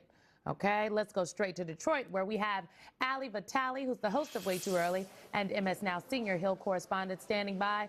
Ali, where exactly are you in Detroit, and what can you tell us? We're in Northwest Detroit at a community center here, Simone. It says voting, and people are doing just that. I'm going to take you inside the room as they are doing it, because we've seen throughout the day here a pretty steady trickle of voters. They are really coming in, and many of them, I have to tell you in my conversations, are decided when they walk in the room. It's rare that I meet someone who says, well, I'll decide when I get in the booth, but you see them there behind me making those essential decisions in a primary that is not just must win for Democrats in the general election, but as we've been saying, is going to tell us a lot about where Democratic voter energy is heading into November. And I think one of the things I have heard of consistently, and I'm sure you guys have too when you talk to Democrats here in Michigan, is this primary has been bruising for months on end, millions and millions of dollars spent on the airwaves. Whoever emerges as the victor here is going to have some intra-party healing to do as they try to make the pivot to the general election. And I think that's one of the things that voters have really been grappling with. In many of these conversations, it has at times felt like all the Democrats that I talk to are treating the primary as a mini general election of their own, which begs a bigger question of what do they do in the general election? And that's a question that I asked voters right here in this very hallway. And in one case, I'll show you just now, I had voters actually convincing each other of the adage that they had to vote blue no matter who once November came. Let me play for you that moment just a little while ago. Watch. But either one, if they win the primary, when they go to the general, I'll support the Democratic candidate. I think she should win. $60 million she got donated. I mean, I'm gonna have to because she's Democratic, but she's gonna push their agenda. And so you see two El-Sayed voters there, guys, grappling with what to do if he were to lose. And one of the guys says to her, just check the box. And so it, again, is a test here. But I think it also explains why Democrats I've spoken to are so eager to put the primary behind them, in large part because they know they have work to do. And in my conversations today, you know, electability is something that both of these candidates, in El-Sayed and in Stevens, that they have been pushing for the general election. One with the theory of the case that they can energize new voters, the other with the theory of the case that they can maybe bring along the usual coalitions and potentially reach across to disaffected Republicans who might want an alternative to Mike Rogers come November. We're going to see which theory of the case is right, and we've seen trial and trial of this time and time again. But I also think that both of these candidates are really having to do some work with the coalitions that were not with them in this primary. For Abdul El-Sayed, I continue to hear that he has to heal with black voters. And for Haley Stevens, I continue to hear that she will begin this 200,000 voters in the hole effectively because of her stance on Israel and Gaza. And so both of those things are going to be imperative as they pivot to the general. Of course, we got to get through primary night first. That we do. But we appreciate you, MS Now. Ali Vitale, thank you so much for being with us. Let's go to another part of Detroit, because there we have Jacob Soboroff, host of Connect with Jacob Soboroff, and MS Now senior political and national reporter. Jacob, you probably heard a little bit of what Ali's catching on where she is. How about you, my friend? What are you hearing and seeing where you are? Mr. Chairman, I have a big smile on my face because this room at the Wayne County Community College District, I'm not far from Ali actually, just erupted in applause because there was a first-time voter here. And there have been a lot of people, I gotta be careful how I say this, that don't appear to be the younger end of the spectrum at the community college voting today. This was a young woman who came in and voted for the first time. And it was very, very exciting. And the feelings in this room today, I've been here for a long time. We did the whole 6 o'clock hour here. And even before that, it's a primary election. And people are showing up and people are feeling engaged and enthusiastic in this election. But the thing I actually wanted to talk to you guys about, and it's something that I'm literally just standing around waiting for, is that the Trump administration sent observers from the Department of Justice here to Detroit. And I talked to the local election official here in Detroit who told me that at least in 5 different locations, both in East and West Detroit, those so-called poll monitors have showed up looking at the way that the integrity of the process is working, how poll workers are doing their jobs. And I've been talking to poll workers both on and off the air today, and I can tell you that it's almost extraordinary to even hear that there's questioning of the integrity of the process. The fact that there aren't long lines today is a great sign. Many, many people vote by absentee ballot here, and you're seeing kind of the final trickle in, take a look, of people who are coming in before polls close. I know we got a running tally in under about 15 minutes from now. And the idea that something is wrong with the system is something that, and I'll talk quietly, that the president has continued to put forward, particularly after he lost here in 2020. But what I can tell you as a reporter, as someone who used to work in election reform, as someone who has observed workers all across this country, is that the people that are here care deeply about this process.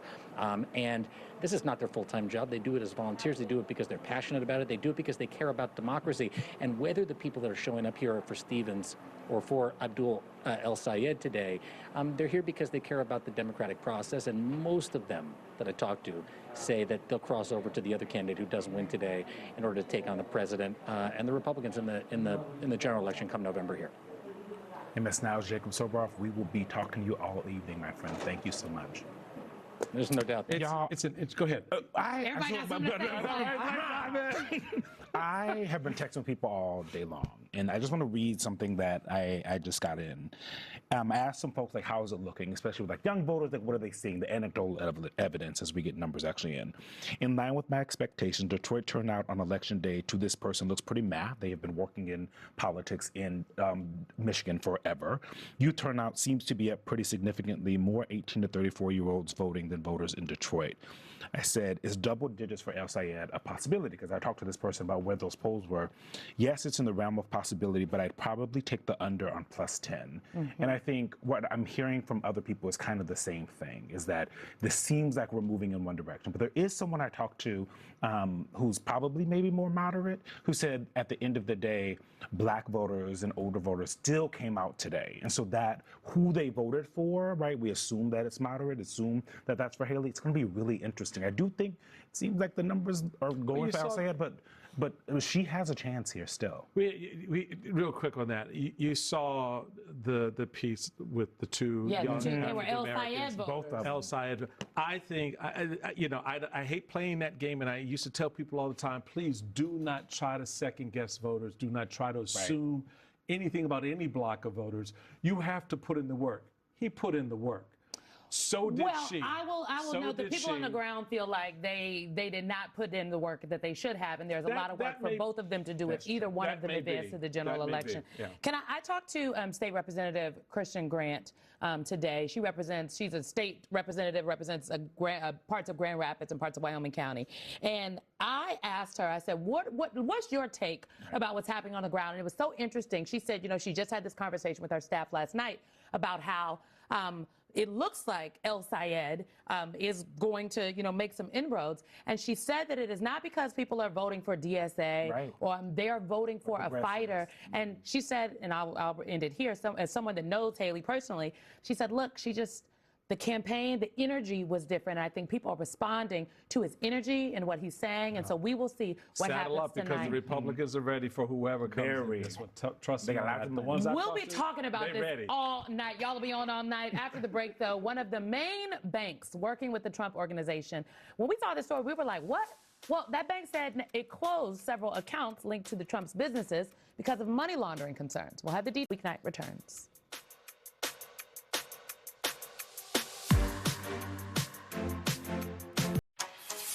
The first polls in Michigan will close in just a few minutes.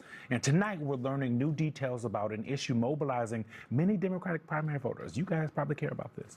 Donald Trump's brazen corruption.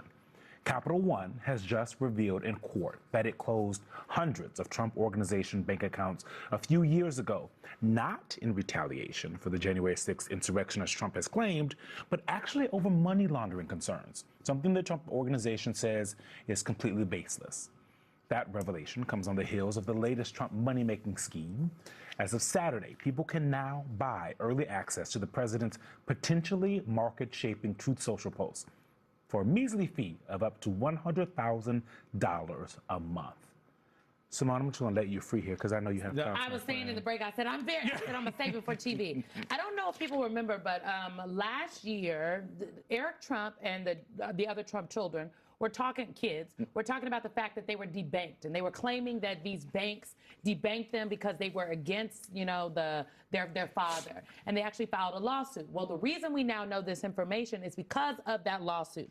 And Capital One says that it closed the Trump Organization's accounts after anti-money laundering probe. I'm just going to read more from it. The disclosure marks the first time a bank has formally tied money laundering concerns to U.S. President Donald Trump's family business. Capital One is seeking to dismiss the case by casting doubt on claims of illegally debanking or denying services on religious or political grounds the Trump Organization. I think it's very important because they made these claims. It went wild in conservative media, not just online, like in actual conservative circles, to the point where people, Mr. Chairman, out there in the world were talking about this. And this lawsuit is important because now we know that Capital One, and there were more than 300 accounts, the Reuters reporting says. Capital One had reason to do this. And I think that the Trump family probably didn't think the bank was going to hit back. Well, and I'm glad that they did. I'm glad that they did. And I can assure you folks that banks don't just hit back. They don't play that way.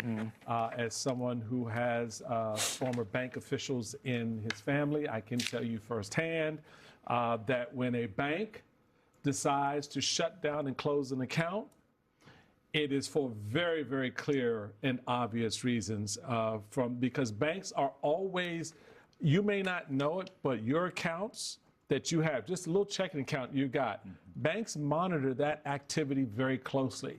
They look at what comes in, they look at what goes out, they look at who is getting the receipts, who are making the deposits from outside of the bank network that you belong to.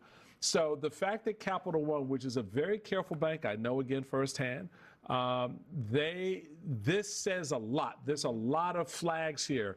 Some may be yellow.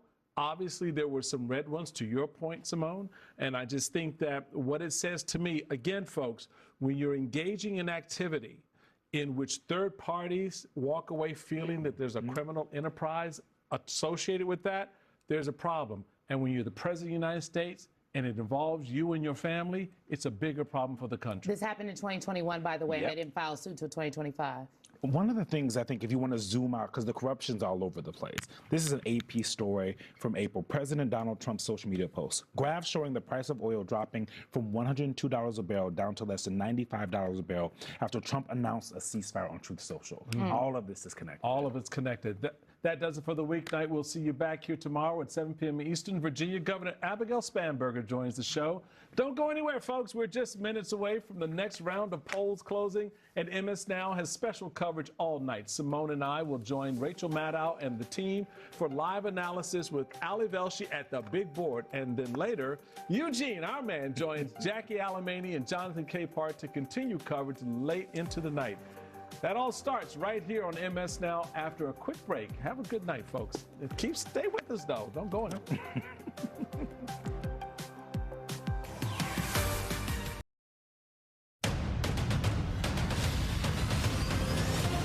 America goes to the polls. Primary night across 5 states. A referendum on the direction of the country. I inherited this mess. A president still waging war in the Middle East.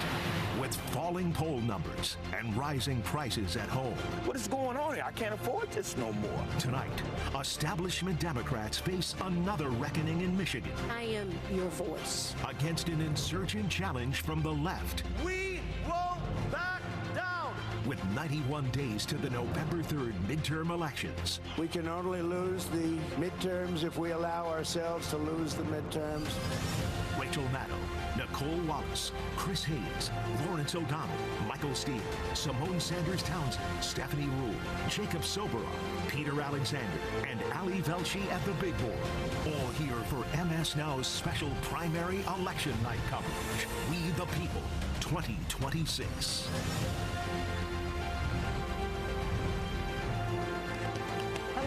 Good evening and welcome to another big primary election night. Thank you so much for joining us. We know you have the opportunity to watch primary night coverage anywhere. We are very grateful that you've chosen to be here with us. We will try to make it worth your while. I'm Rachel Maddow here at MS Now headquarters, along with my good friends here, Nicole Wallace and Lawrence O'Donnell and Chris Hayes and Michael Steele. We are hydrated, we are caffeinated. I may be slightly over-caffeinated. We got special coverage for you all night across 5 states. Virginia polls closed an hour ago. Polls have just this minute closed in Missouri and in most of Michigan and Kansas. In both Michigan and Kansas, there are a few counties where polls remain open for 1 more hour, so we are mindful of that. Washington State, which votes mostly by mail and by drop box, voters there still have nearly 3 hours to get their ballots in. But that's the playing field we're watching tonight. Virginia, Missouri, Michigan, Kansas, Washington. Voters in those 5 states choosing the nominees who will be facing off in November's general election. And of course, November's general election decides which party controls Congress for Donald Trump's last 2 years as president ever. President Donald Trump has the lowest approval ratings of his second term. Americans are consistently now telling pollsters that they would prefer Democrats to control Congress. Meanwhile, Trump's efforts to monkey wrench or mess with the midterm elections keep hitting legal roadblocks. Just today, a federal judge rejected Trump's effort to force the state of Colorado to hand over its voter rolls to Trump's DOJ. That ruling today marks the 20th straight time the Trump administration has lost in court on this issue, as it has tried to get voter rolls from various states turned over to the federal government. Trump has not won a single time on this. He is 0 for 20 as of today. That same Trump Justice Department that has been trying for some reason to get states' voter rolls, today they have also deployed election monitors to the state of Michigan. Now, usually that is a fairly uncontroversial Justice Department tactic to make sure that everybody's civil rights are being respected. With this DOJ and this administration, any presumption of regularities in these matters is long gone. These Trump administration monitors were spotted today watching primaries in 4 majority Democratic cities in Michigan, including Detroit. As of this afternoon, Detroit's city clerk says that her office has not received any reports from the Justice Department that they have spotted any supposed issues, but we'll be taking a closer look at that over the course of our special coverage tonight. Michigan, of course, is home to the highest profile Democratic contest tonight, the Democratic primary for U.S. Senate in Michigan. It's between progressive Dr. Abdul El-Sayed and incumbent Democratic member of Congress, Haley Stevens. Now, Stevens has the backing of much of the Democratic Party establishment, both in Michigan and in Washington, D.C. El-Sayed is a former public health official. He's supported by the party's progressive wing, including by Senator Bernie Sanders, who will be our guest live here later tonight. This has been possibly the most expensive Democratic Senate primary ever, and it has gotten pretty spicy. We're going to be watching for any early signs of Democrats coming together once the dust settles in this race tonight. Honestly, the Democrats are going to have to figure out a way to do that some way or somehow, because Democrats absolutely, positively must win that U.S. Senate seat in Michigan in November if they have any hope of taking back the Senate from Trump's Republican Party. That Michigan Senate race is rated by our network as a toss-up for November, but Democrats will pick their candidate for that race tonight. Let's go first to Jacob Soboroff, who is live at a polling site in Michigan that has seen steady turnout all day, Wayne County Community College in northwest Detroit. Jacob, looks very calm, cool, and collected there behind you. How has it been going today? It feels pretty chill now, Rachel, because the doors are closed. Let me just give you the lay of the land, but it's felt great. People have been showing up all afternoon since I've been here. And I'm going to introduce you to this gentleman, Mr. Rodney Phillips, in just a bit, but just proving the doors are closed. Nobody else is allowed in, but there are still a couple people that are voting here. He says he doesn't want to talk, but Mr. Phillips, I just want to thank you. You've done an amazing job. This is the gentleman that has run the show in here, Rachel, and he has done an incredible job all day long. He just brought his signs in. It says vote here. I want to show you a little bit, because the polls are closed, I can do what I couldn't do before, which is give you a little bit of the lay of the land in here. We got all the voting machines in here, and they're all lined up. It looks like still a little bit back this way, Mr. Phillips. Okay, cool. There's still one person voting over there. Is that about it? Anybody else? I think they're good. Mr. Phillips is shy. He wanted to talk earlier, but now I think he's busy tying things up. He says votes here in Detroit and in most of Michigan, the polls close at 8. The Upper Peninsula of Michigan, the polls are going to close at 9. So I want to remind everybody there are still ballots being cast. And to give you an idea of the process, and then when my friend walks out, I'm going to try to grab her, the last voter in the polling place. It's a different system here than you're used to and that we're all used to covering election nights. The ballots are each transmitted from these different municipalities, Detroit being the biggest, the largest election jurisdiction inside of all of Michigan, back to the county at the end of the night. But there are different SD cards that are going to be brought back to Detroit's election headquarters. I'm going to go there after this and talk to the COO of Detroit Elections about exactly what you were just saying. The idea that there are monitors from the Department of Justice that have shown up here in Detroit. I have talked to election workers all day long. And as someone who covers this all the time on many election nights with you, I can tell you that the integrity of the folks that I have met, they have just been wonderful. And they are volunteers oftentimes. They're surprised by the idea that somebody might be looking into the integrity of the election. People have been voting outside and curbside voting all day as they've been pulling up. They're happy. They want to be here. And there is no sign of anything untoward happening whatsoever. Here's my friend who's about to be walking out. Let me see if I can grab her, Rachel, on the way out. Last voter, my friend. Can I say hello to you on the way out? Come on. What's your name? Donna, let's walk out. Are you the last one of the day? Yes. I think we should talk quietly still because we're in the voting place, and we're not really supposed to talk politics, but how did it go? It went pretty good, I think. How were you the last one, and why? Let me tell you, I started to vote earlier this morning, but I went to the wrong place. And so you finally made it at the very last second. At the very last second. It's a huge contest. Yes. Abdul El-Sayed versus Haley Stevens. Who got your vote in here? Abdul. Why? I just chose Abdul. I think he. Are you ready for a change? Is that what this is about? For one, so yeah, definitely. One of the things I want to ask you about is, and tell me your name again. I'm so sorry. Donna. Donna. Would you go for Haley Stevens in the general election if it wasn't Abdul El-Sayed? I've heard from people time and again that in the general, they're ready for the other candidate if their preferred candidate tonight doesn't win. Yes. And that's because why? One again, just ready for a change. And Donald Trump and the Republican Party is what you're wanting to change. Yes. Donna, you're a pleasure. I'm glad you got in. The doors were closed right as you walked in the door. I'm going to let you go home. Donna, it's nice to meet you. All right, thank you. Thank you so much. I appreciate you. Okay, be safe. All right, now. See ya. Donna, the last voter at Wayne County Community College in Detroit, on a night when many Detroiters and many Michiganders are very happy about participating in democracy, no matter who ultimately they're voting for. She went to the wrong place. We don't have open vote centers here in Detroit. You got to show up where your precinct is. There are 3 precincts in this location, 157 locations in Detroit. And as I was saying before I was chatting with Donna, Rachel, they're all going to be coming in the votes to that one vote center in Detroit, the tabulation of them, including the absentee ballots. So we're going to head there next. I was going to say, Jacob, that we would hire Donna as a pundit purely for the body language response that she gave you when you said, do you want to change from Trump and the Republicans? I can see it on her face. And then she gave a whole, I mean, her face, but she gave a whole body response to that said more than any words could. Jacob, we know we'll be back and forth with you over the course of tonight's special coverage. Thank you so much, my friend. Thank you, Jacob. All right. So he's heading over to, as he said, Jacob said, to talk to officials who have been managing these DOJ monitors. I mean, this is an unusual thing. Like we're heading into the first national elections, the first midterm elections, control of Congress at stake, where the federal government is really an unknown quantity in terms of what they may try to do with these elections. Detroit and these other districts tonight in Michigan that have had visits from DOJ monitors. It's really important for us to learn how they're behaving and what they've been up to. We'll get our first reporting on that, we think, within the hour.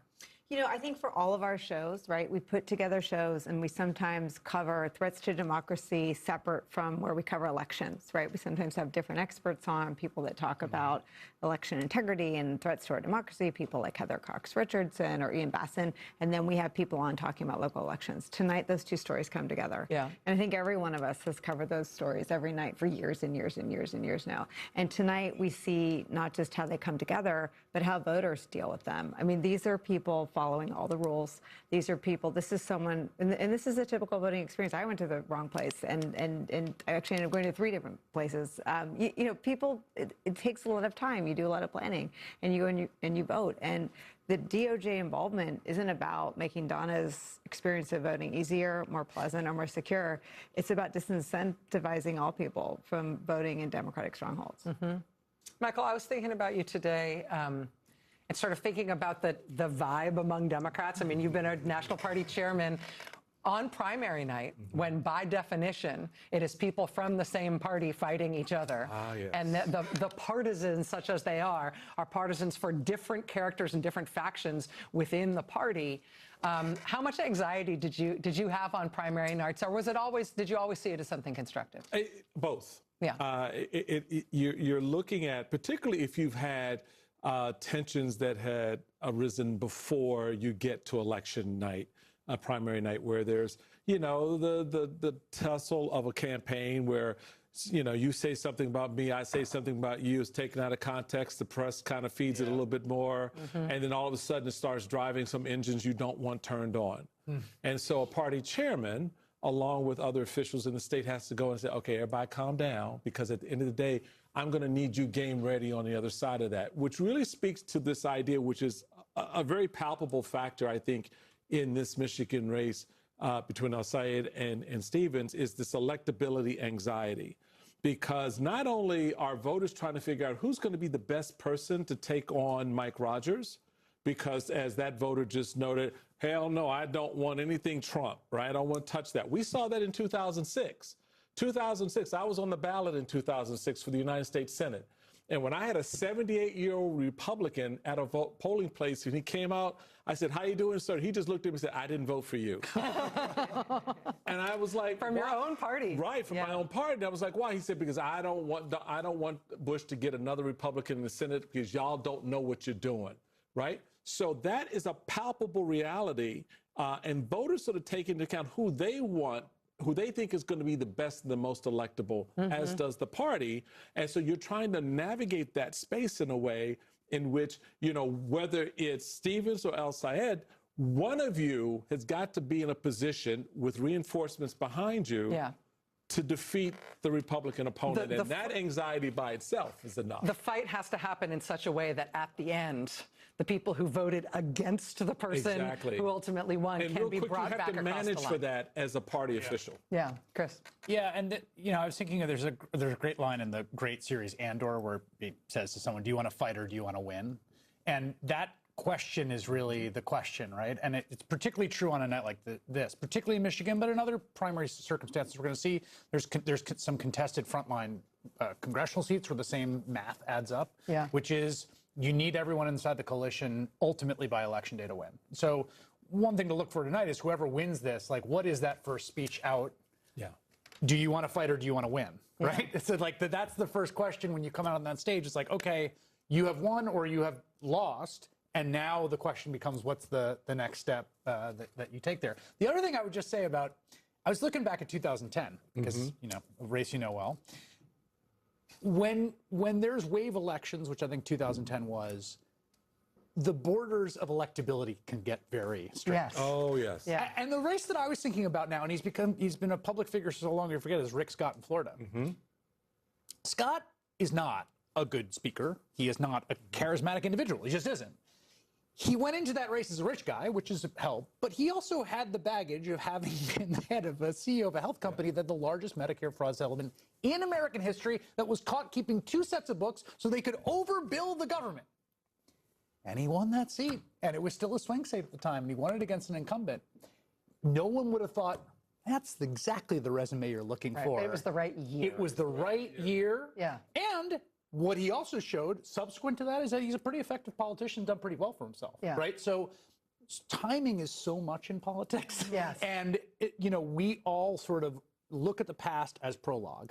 But what happens is the moment changes and the dynamics of the moment change and the boundaries of electability contort in all sorts of strange ways. That's right. As I sit here in year whatever of the Donald Trump era, obviously, being the most obvious example of that. Yeah, that's right. I mean, it's the common wisdom about primaries, right, is that you vote your head in the primary, you vote your heart in the general.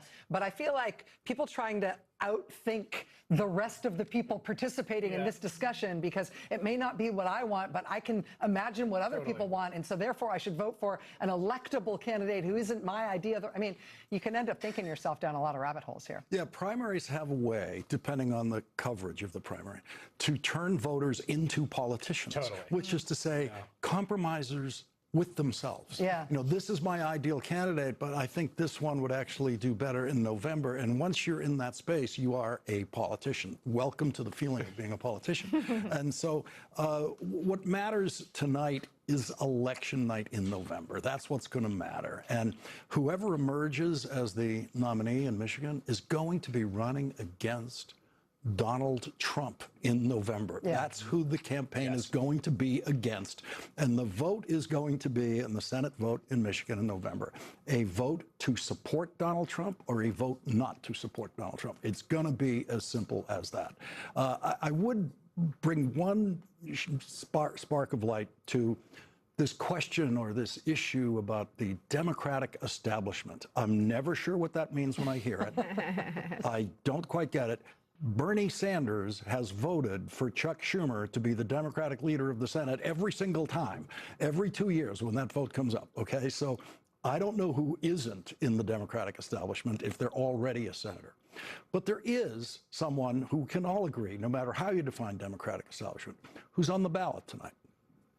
And he's unopposed. And he's running for re-election as a senator in Virginia.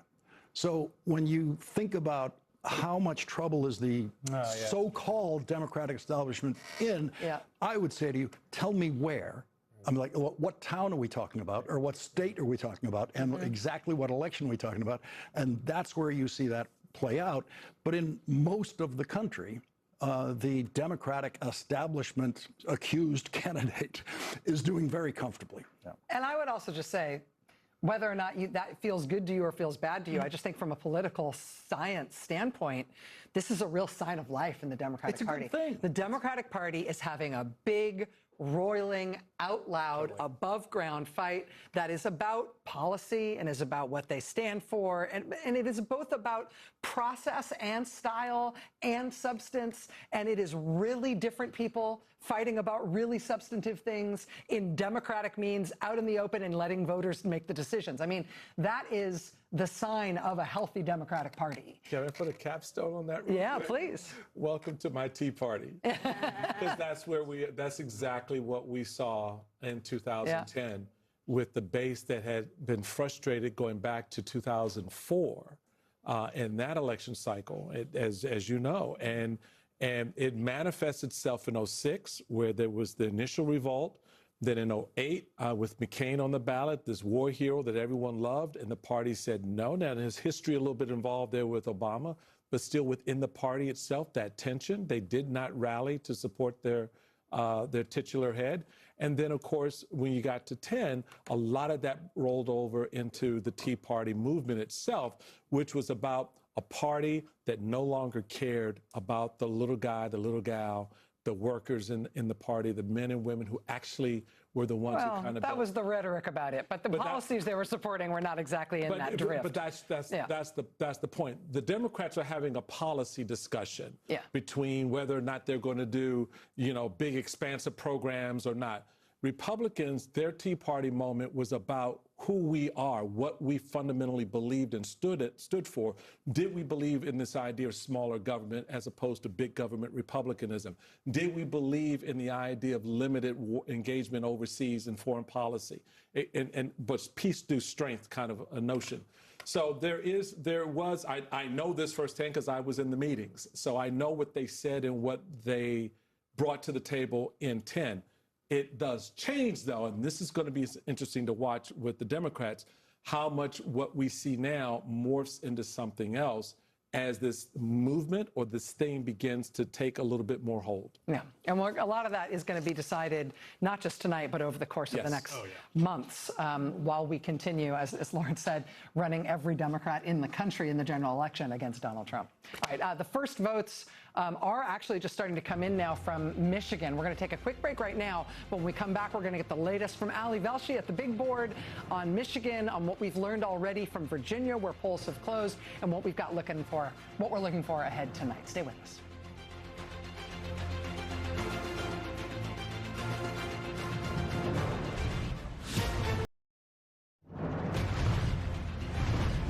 Welcome back to our special coverage on primary night.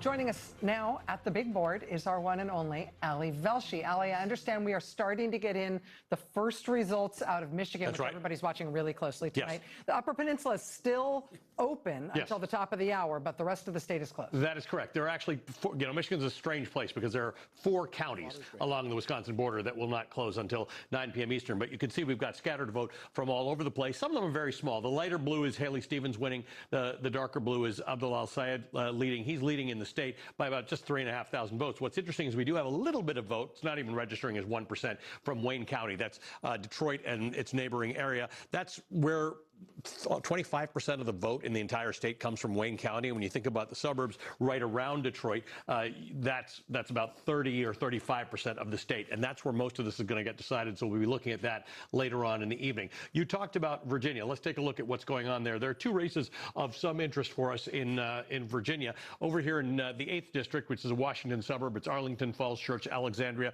Don Beyer, the incumbent, has secured his position, according to the Associated Press, with 67% of the vote. He'll go on to run in the election. And in Virginia, too, this is an interesting race. Elaine Luria, 53% in, but she is projected the winner against Nina Devenoff. Here's the interesting thing. Elaine Luria lost her seat in the last election to Jen Kiggins. So this is going to be a rematch in Virginia's 2nd. This is thought to be the bellwether of all bellwether districts. So if we'll look at this early on election night and see how this is going. If the Democrats are winning there, it means they could have a strong showing across the country. If they're not winning in Virginia, too, on election night, that's something to look into. I want to just quickly show you Kansas 3. This is very interesting. Sharice Davids, the incumbent, has been is going to move toward the election. She's been the projected winner, but they redistricted this. She used to have Kansas City, at least the top of this Wyandotte County. They redistricted the whole thing in order for her to lose her seat, and she doesn't tend to lose her seat. So we're going to watch that one very closely. But again,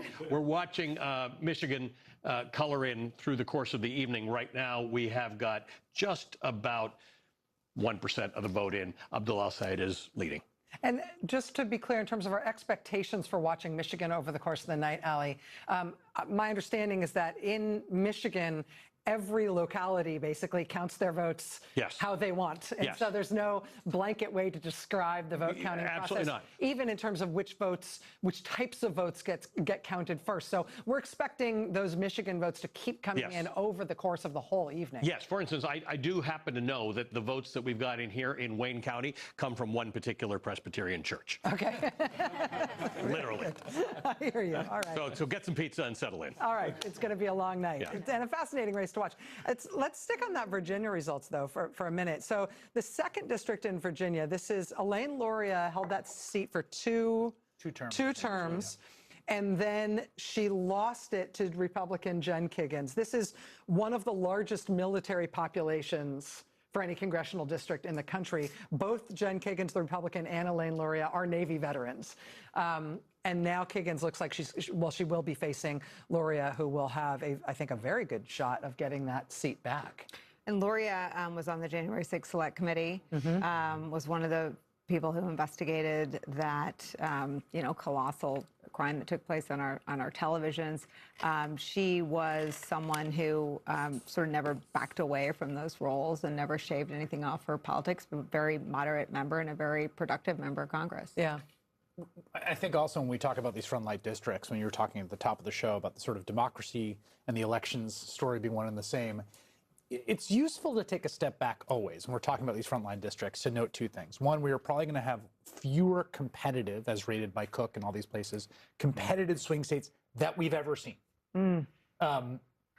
Somewhere in the order between 16 and 20 are truly competitive. In the whole country. In the whole country, there's 435 seats, right? It's crazy. So that's the first thing. The second thing is that is partly largely because of what Donald Trump has pushed the Republican Party to do, which is to do this thing that has never been done in my life. It was happened once in Texas during Bush, where they redistricted mid-decade, and they've done it in a number of states. There's been some responses we famously know in California, although that has also had the effect of eroding the number of competitive seats.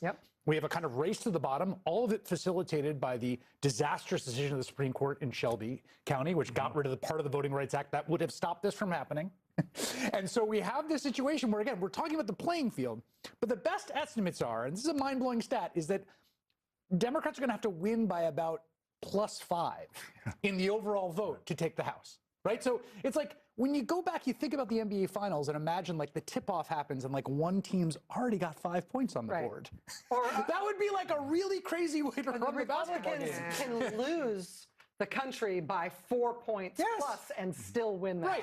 Yes. And so, again, the context for all this is like when we're so much focused on the Luria district because it's one of those right in that little basket, 14, 16. Now, the last thing I'll say is, what I was saying before about 2010 or big wave elections 06, stuff that's not on the radar tends to surprise people. There are a bunch of seats, and we're seeing it with Bobby Polito down in Texas, that were drawn to be safe are, that in the first rounds of polling coming back, maybe not so safe are, right? So the voters do, in the end, the voters to a certain extent still get a say, even after the map makers have done their job. They also correct for sort of structural unfairness. And I think when you look at some of the special elections that have happened, you look at the margins in Marjorie Taylor Greene's district, you look at the margins in some of these deep red places, happens once or twice, right? We're sort of warned not to spend too much time on it. It's happened every time. So the margins are way outside what's been gerrymandered. So I think that may throw more things into the conversation as they unfold on live TV. To your point real quick, Chris, which is really spot on, because the other piece of that is how you play the game. Your opponent may be +5 when you walk on the court. But they don't know what I know about how I'm going to play the game. Totally. And so that was the big difference maker in 2010. I keep emphasizing to people, elections are not won top down, they're won bottom up. So you've got all these other races that people focus on that are important, yes. But there are those races you're not paying attention to. This is what I tried to get the leadership to understand in 10, that why winning that state legislative race. And Virginia is a good example of it, as was Wisconsin in 2010. Winning those state legislative races really pushed up the vote for governor, pushed up the vote for the U.S. Senate. And so that's, in these races, when you've got these other ballot issues that are at play, those candidates running for the U.S. Senate is going to need that congressional race. It matters who else is on the ballot. It does. matters that there's no uncontested races. It matters that you've got good party organization. It all matters. All right. Our new colleague, Peter Alexander, is about to join us on one of these nights for the first time. He has been out reporting in a really swingy county in Michigan. Peter Alexander's reporting and lots of results all coming up. Stay with us.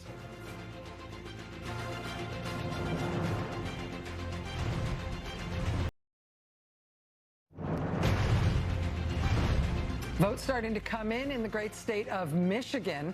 This is the Senate primary, that closely watched Democratic Senate primary, just 3% in, but you can see the difference here with Abdul El-Sayed leading Haley Stevens again. Just 3% in, watching that closely. Here's one of these interesting House races in Michigan. The 7th District in Michigan is held by an incumbent Republican, Tom Barrett, but it's a really swingy district. Trump only won it by 1 point in 2024. This is Elissa Slotkin's former seat, which she left to become United States Senator from Michigan. Right now, it's interesting. You know, Slotkin has endorsed the guy in the center of your screen, Matt Massadem, who's a retired Navy SEAL who worked in the Obama White House right now, with just about 5% in. We're actually seeing William Lawrence in the lead. He's endorsed by Bernie Sanders and by Abdul El-Sayed. He's co-founder of the Sunrise Movement. Third person on your screen there, also very close in the running, Bridget Brink. She's a former U.S. ambassador to Ukraine who resigned over the Trump administration's policies in this term. Really, really interesting House primary to watch in Michigan. I'd like to bring in someone who is already very well known to many of you, but tonight he makes his official debut as part of MS Now. So you guys look busy. Let's give a big welcome to our newest colleague, Peter Alexander. We're so happy to have you here, Peter. This is going to be so fun. I'm excited to be with you guys. I'm never happier than when I'm with voters, and this is what we got to do this last several days. We were in Saginaw, Michigan. This is a place that has a history of picking presidential winners. They got it right each of the last 5 times. Obama twice, Trump, Biden, Trump again. You were talking about Elissa Slotkin in 2024 to give you a sense of how good they are at picking this. They picked her to beat Mike Rogers in the general for Senate by 9 votes. She won that state by fewer than 20,000 out of 5.5 million. So they are right on the money. It's a very diverse place, but divided in terms of their opinions. Here's what some of those voters told us. Y'all mind if I join you guys? We're talking Democrats and Republicans, trying to get a better understanding. We're somewhat disappointed in the Democratic Party as it currently sits. Not to mean we're going to walk away. We just want somebody, or I think right now in the Democratic primary, we're looking for fighters. I'm worried that El-Sayed can't beat Mike Rogers. That's my main concern. So for you, in a lot of ways, this is more about November than it is about August. Absolutely. I'm independent. I've got history with the Republican and the Democratic Party, but I tend to vote Democrat. You know, my hope is that the Democrats take both the House and the Senate, or at least one. Because we got to put some brakes on this current administration. This dude is reckless. But what do you say to Democrats who right now are still making up their mind about what matters most in the primary election here in Michigan? Choose the strongest candidate. And even though the Democrats have a lot of momentum, you still have to choose a person. Because Mike Rogers is no joke. He's a strong candidate. We need candidates that are actually going to work for the people and hold integrity when they take office. Their concern, among others, is that he couldn't win, Sayed couldn't win in the general election against Mike Rogers, who's a tough candidate to beat. Does that concern you? I think that where a lot of people are really concerned with our core issues that are happening right now, we need someone who's going to have a backbone and really stand up for people. I told you these voters were smart. They're heavily invested. A lot of them have been paying a lot of attention to this for quite a while here. The word we heard often in these conversations was fighter. They want someone who's going to fight. It's really, I think, the heart and the gut that's driving the decision-making for a lot of these people. They feel like the Trump model has shown that those old rules are thrown out. None of the rules apply anymore. They want someone who's fighting for what they want. They don't want to be told the way they should view this primary or certainly what happens this fall. Did you sense in talking to people that they were dismissive of or mad at or accusatory toward people who had different ideas than them in this primary? Was there anger? Was there animosity? Or was people seeing sort of the other side as constructive as well? I don't think there was animosity among Democrats. I think there was a frustration with the National Democratic Party right now. There was a sense, I think we're going to see, we'll learn tonight, particularly in Michigan, whether these endorsements really apply, whether they carry any weight right now. Chuck Schumer's engagement in support of Haley Stevens right now, a lot of people noted that. They said, hey, stick out of our race. You know, don't tell us what to do here. Gretchen Whitmer, she's better than 50% in terms of popularity in Michigan right now. You would think that would carry some weight. We'll find out if it does. Of course, you had AOC and Bernie Sanders for Syed here, but really there was a message among Democrats. They were anxious that they may not all rally together. Some of those we met who said they would be supporting Abdul El-Sayed said, if he doesn't win, they're going to think about it before they vote for Haley Stevens. Oh, wow. But when I came back to that person at the end of the conversation, I said, are you going to think about it, or are you just telling me you're going to think about it? They said, I'll probably vote for him. That's fascinating. Yeah, go ahead, Chris. Well, it's just interesting, the thing you're saying before. I do think it is a benefit that Democratic primary voters do think in this kind of like, not just me, but who's more electable way. I think there's sort of pros and cons to that. You can get wrapped around the axle inventing your own personal model of a median voter, which is like at a certain point, who do you want to be the person? To just vote for that. But on the other hand, look, in the time that I've covered politics, I've watched Republican primary voters serve up somewhere between 8 to 10 complete disastrous statewide Senate candidates who lost totally winnable races. Because the raw, unexpurgated id of the Republican primary voter was unleashed in their choices, and they picked someone who general election voters are like, oh, that guy gives me the creeps, I don't like him. And so having a little bit of that, like, to put this in Freudian terms, like a little bit of that super ego haunting you, a little bit of like, I like this person, but like, it's not the worst thing to be thinking in those terms. Notably, a lot of these Michiganders, this is an open primary. It means Republicans and independents can vote for a Democrat tonight if they want. They only, of course, get one vote. And several of the people with whom I spoke that we played for you said, you know, they had voted for Republicans in the past. I've been traveling to Michigan since I was there with Mitt Romney during his campaign and before that. As one of them said to me, one of these voters said to me, they said, this is not that Republican Party. This is a whole nother world for us. So it's not so much about what they're going to do. They're, in their eyes, off the deep end. The question is what we're going to do. And they're really focused on what they want, I think, a lot of these voters, most of whom we spoke to, as opposed to what people say is the right decision at this time. Did you get the sense, or did voters that you talked to feel that the Democrats in Michigan know what they're doing? I mean, part of competing in a general election is having ways to contact voters and being able to hold events and being able to poll people in ways that are meaningful. Like, is the Democratic Party putting in meaningful reps with this very difficult, very hard-fought, very expensive primary in a way that might be beneficial to them in November? To that point, I think certainly a lot of these people said they didn't like that national money was getting involved. They didn't like, you know, we've talked about AIPAC and the topic of Israel broadly here. I think one of the other points that several of these individuals made to me here was they like what we're seeing on the ground, what we're feeling. There was an ICE raid that took place in Saginaw 10 days ago on July 25th. 9 construction workers were picked up. We talk about this. I'm a reporter. I talk about it as I see the images on screen. This was tangible and tactile to these people. This stuff impacts their life in a real way. And so they want to feel and touch these candidates, have a sense that they have a relationship to them. These issues matter to them. As it related to Syed himself, we talked about them desiring a fighter. Some of the folks supporting him said he even looks the part of a fighter right now. He's buff, right? He's kind of a buff guy. He was wearing a T-shirt on the campaign as he was moving around, and that was the sort of desire a lot of them were feeling. Hey, I want to extrapolate a little bit out on the last part that you leveled up there, because how does this translate beyond a space where you don't have an outsider running against an institutionalist, but you have 2 institutionalists? So is there any calculation that you've been able to pull? Because I'm like you. I've been to Michigan a lot, spent a lot of time in the state, know that particularly the Republican side of it very well. You're absolutely right in your analysis to how that's transgressed into something else. But I'm very curious the translation, because a lot of focus has been on El-Sayed as this, you know, as with Mondamne here in New York, you know, this sort of, you know, democratic socialist and all of that. And Republicans this iteration, Republicans love it. There's like, oh, we got the poster all ready to put up for that.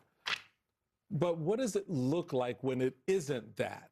Do you have any sense from voters about, because not every race in Michigan is Al-Sayed against an institution. Right. You know what I'm saying? Yeah, no, you're right. I think this is all sort of a work in progress right now. I think a lot of these voters are trying to figure this all out. I do think there is, again, I go back to what really struck me is they believe that the rules, the game has changed, right? This is not the way we used to think about politics. They don't like as one described it, the condescension of the political class. They don't want to be told what to do. They don't like Washington telling them what's happening. They don't like Chuck Schumer's engagement in this. They want to base their decisions on what really more than anything to me struck me, Chris, is on what matters to them, the topics of affordability issues, kitchen table issues. They didn't even bring up Trump. Obviously, they couldn't stand Donald Trump. They wanted the issues that affect them. Universal health care, that relates for Syed. Affordability, that's an issue that affects so many of these people. Saginaw alone, $63,000 is what each family takes home a year. It's $20,000 below the national average right now, right? These folks, there's a lot on the line. Peter, was the involvement of National Democrats on the Al-Sayed side as offensive as the involvement of National Democrats on the Haley Stevens side? It's funny you say that, because I said, well, Bernie Sanders got involved on the other side, so how's that different than Chuck Schumer getting involved? Michael, you said, or Lawrence said that Sanders, voted for Chuck Schumer however many straight times.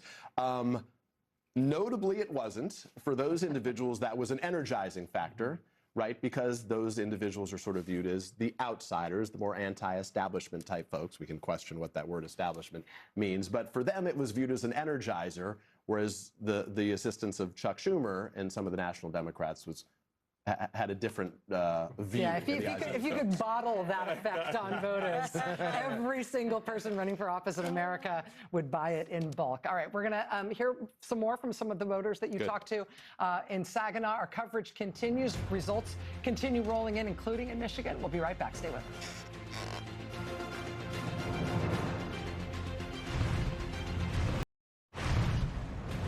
Thanks for being back with us now for our special coverage of tonight's big primary results. Our new colleague, Peter Alexander, is here. His new show is called State of Play with Peter Alexander. It's going to debut this coming Monday at 11 a.m. Eastern. Sound okay? Yeah. I like it. It's allowed. Came up with that. Among the many reasons that we have, we're very lucky to have Peter joining us is your depth of reporting experience, both in the field and on the campaign trail and in Washington, including in the briefing room in the Oval Office. We're sorry that we put you to work already by sending you out into the field in this way, but sending Peter to Saginaw was for a really specific reason. Saginaw, as Peter was just saying, has backed every winning presidential candidate since 2008. Saginaw swung big for Obama in 2008 and Obama in 2012, and then Trump carried Saginaw in 2016, then Biden carried it in 2020, then Trump carried it again in 2024. So it really is a good place to get insights as we head into another election year, watching not just, Peter, what's happening in Michigan and what those voters are likely to choose for their own candidates tonight, but for what this might tell us about what's going to happen in November. No doubt. At the end of the day, this is all about November. This is just the conversation that gets us started. And it's a conversation that is not just happening at tables like this one, it's happening at kitchen tables like the folks that we met in Saginaw. Let me introduce you to, this is the Reyes family now, another family we met in Saginaw. We met multiple generations. They were very passionate in their views, and notably, like some of the other families, some were heavily invested. Others said they had some work to do at the last minute to really get a sense of where they stood on this. Let's listen. To you, is this vote about Donald Trump or more about what benefits your life and your community? It's more about what benefits my community. I think a lot of Democrats are just expected to win because they're not Donald Trump. That's a lot of the messaging they have, look how scary Donald Trump is. It's always against something else. It's never for themselves and the good that they can bring. Yeah, I believe that the old guard is trying to hold on to power, move on. A new group of people wants my kids, the politicians my kids want in the office, they need to move over so they can get in office. The Democrat Party as a whole is still stuck in 2016. They're still stuck in that mindset. And the Republican Party is rapidly changing. They're getting more radical than ever in a lot of their policies. And if the Democrats don't try to change their own to fight back, it's going to be a lost cause. You want to be energized, not just voting for who you think's going to win. You want to vote for who excites you. And to actually feel like somebody actually cares. Couple key takeaways. The political system is not working for these people, not just Donald Trump. Frankly, what the Democrats are doing right now, they believe nationally they're not advancing their efforts, their desires as much as they want. That's what they're pushing for in these conversations. But what was most striking is what we heard from one of the young man in that conversation, Dad. We met his cute son, Gus, while we were there, talking about the fact that since 2016, they don't feel like the Democrats have caught up, right? That Donald Trump took the whole political system in a whole nother direction, and the Democrats are still playing catch up. There's a real sense that they want the issues that benefit them, like we said, affordability, kitchen table issues, universal health care for members of that family, and for others, they don't want some of these broader, big picture issues that we talk about. Yeah. And I mean, the very big picture on insights like that from voters like that is that what we need, if we're going to stay a democracy, is for people to believe that the way that you solve those problems, the way that you make progress on those things, is through the democratic system, is through your vote, is through political organizing, through civic engagement, and not that it's hopeless and there's nothing that you can do and the system is so stacked against you that there's no way into it. And so it's not just talking to people about their policy preferences, it's talking to people about the system that we have for trying to improve our own lives. Yeah, that line about sort of being stuck in 2016, you know, we have seen in these places where they have these contested Democratic primaries, we have seen a lot of attempts to essentially use, hey, who's more of a fighter against Trump, as the kind of winning argument in the contested primaries. And I think he's expressing something I think we've seen from voters is that it's not enough. We've seen people try to run that play. And again, we're talking about Democratic primary vote electorate, which is different than the general electorate. Correct. But people do want something more than that. That's sort of like the entry level into the conversation. Is like, well, of course, we all agree. Like, the end of his reign can't come soon enough. But you very rarely get to vote no in the voting booth. You usually have to vote yes for something. And their negative views about Democrats seem to be directed at national Democrats. What do they think about their governor and their Secretary of State? Gretchen Whitmer's pretty popular, right? I mean, they're generally satisfied with what's happening at home. They just don't like what the party at large may be doing right now. And again, they want something to vote for. We're coming up at the top of the hour. Final poll closings in all of Michigan and Kansas. We are expecting our first calls in races there. We got lots and lots to get to. This is going to be a really quick break, and we'll be right back with those poll closings.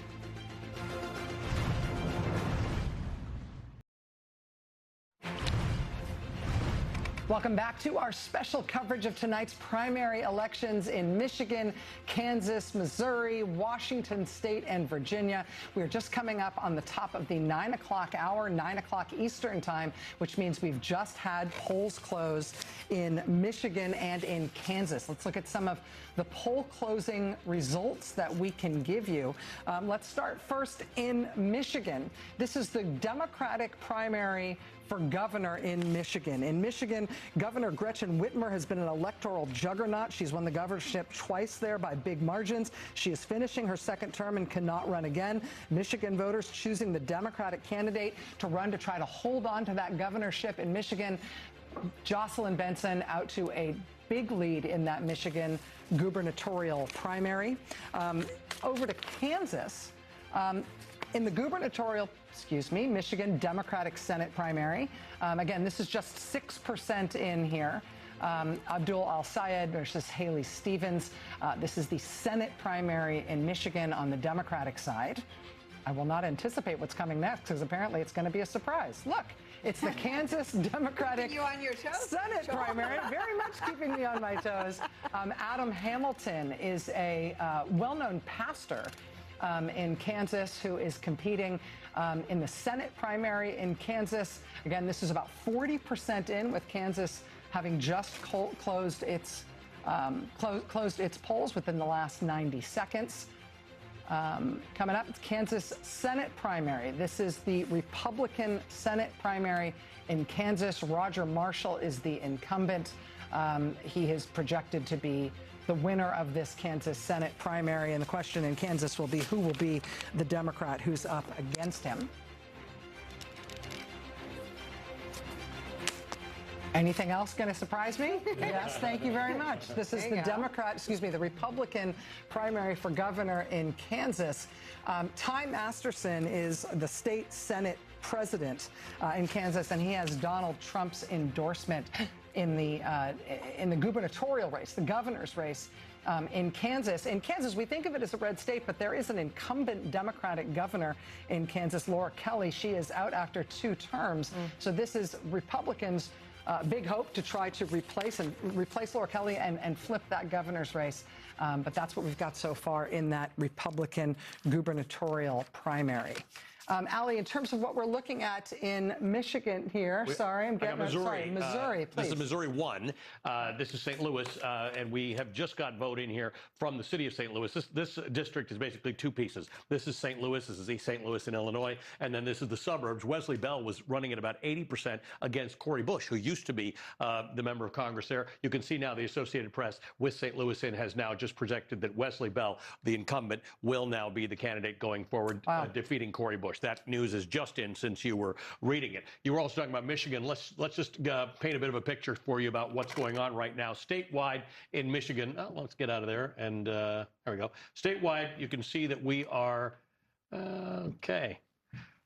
We're at 17% right now of the vote in. Abdul El-Sayed has got a 52% of the vote, 52.6 versus 44%. It has gotten a little bit tighter as we're looking at this, and that's because in the places, the dark blue, where Syed's been winning, his margins have been pretty significant. You can see that 53 to 46, 75 to 21. Haley Stevens' margins have been much narrower across the state, winning by 2% here in Wexford County, winning.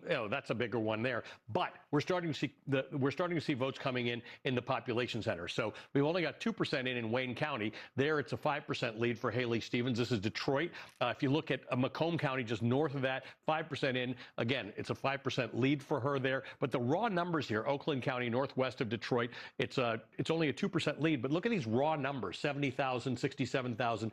Haley Stevens has got to run up the numbers in these highly populous areas. And these counties right down here are 30% plus of the population of the entire state. We'd have some clue for you if we saw Flint, Michigan, but we have no vote in from Flint just yet. We've got a little vote from the suburbs of Lansing, and Abdul El-Sayed is leading as well there. Let me show you a couple of House races that are of interest right now.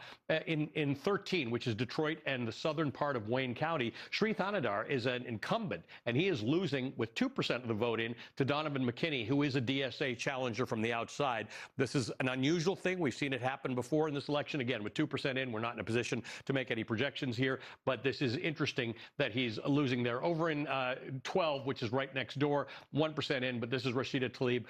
We're not expecting any unexpected things to happen there. Debbie Dingell is the incumbent unchallenged in Michigan 6. So that's what we're looking at right now. We're keeping our attention on the bottom, the southeast corner of Michigan right now to see how this develops.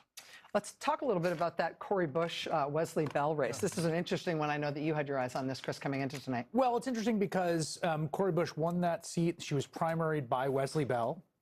And Cori Bush was in a class of sort of Justice Democrats that were, there was Ilhan Omar, and there was AOC and Rashida Tlaib. There was also Jamal Bowman in New York. And after Cori Bush and Jamal Bowman lost their primaries to sort of more centrist candidates, basically, with a fair amount of outside money, some of which AIPAC related, some of which not, there was a little bit of like, oh, this moment of sort of leftist insurgent primary challengers is over. I think that obituary was very premature, as we've seen, but it is very interesting that in this year in which there has been a lot of success by left insurgent candidates, that's a place where there was a rematch. It was the same 2 candidates in the same sort of axes of disagreement, and clearly the incumbent won. The other thing I'd say, which relates to what Lawrence is saying, is in the context of all this, in all the races that are going to happen, the incumbent's going to win 95% of the time, or 92% of the time, or maybe 89. Like when it's somebody who used to hold the seat and has a lot of name recognition against somebody who's currently holding the seat, the incumbency, I think it's a little. Agree. But so he beat her. I mean, look, he clearly has a better connection to that district.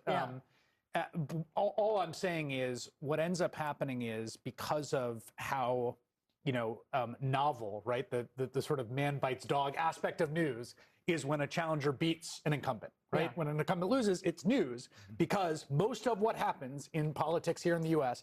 and in Democratic politics in most places is that incumbents coast to victory. But that a lot of that has to do with how the system is built. Totally, yeah. The system is built for incumbency, Yeah. and if I'm a member, this is getting into the redistricting issue.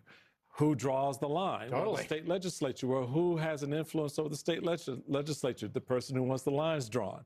You know, so it's that whole kind of soup.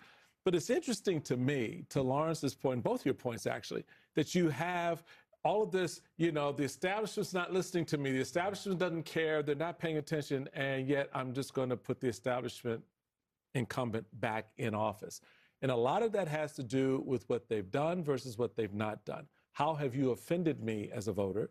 How much have you paid attention to me? The constituent services aspect of this is always very, very important, particularly when you get into congressional offices and how they deliver. There is an amazing Barack Obama interview that he recently did around the opening of the library, and he talked about how he hired the ex-chief of staff, Tom Daschle, a guy named Pete Rouse, legendary, who was you know, seen as the 101st senator. And he said his first meeting with Pete Rouse is Pete Rouse comes in and he says, you know, he's got this brain trust in front of him, and he goes to the young senator, the best thing you could do is answer your mail. Answer your mail. Every letter that comes in gets a response. And that was one of the first things they said about doing was setting up the office of new Illinois Senator Barack Obama, phenom to the world, the guy that gave the speech that when you wrote to the senator because you were mad about an intersection near you in Joliet, Illinois, that you got a response from the senator. That's it. I remember in the Stone Ages, when I was in college taking political science classes, literally like before the invention of the pencil, like what you learned on day one is that in general, in every state, in every party, on every part of the ideological number line, if you ask people if they like Congress, the answer is no, they hate Congress. And do you like your member of Congress? Yes, I do.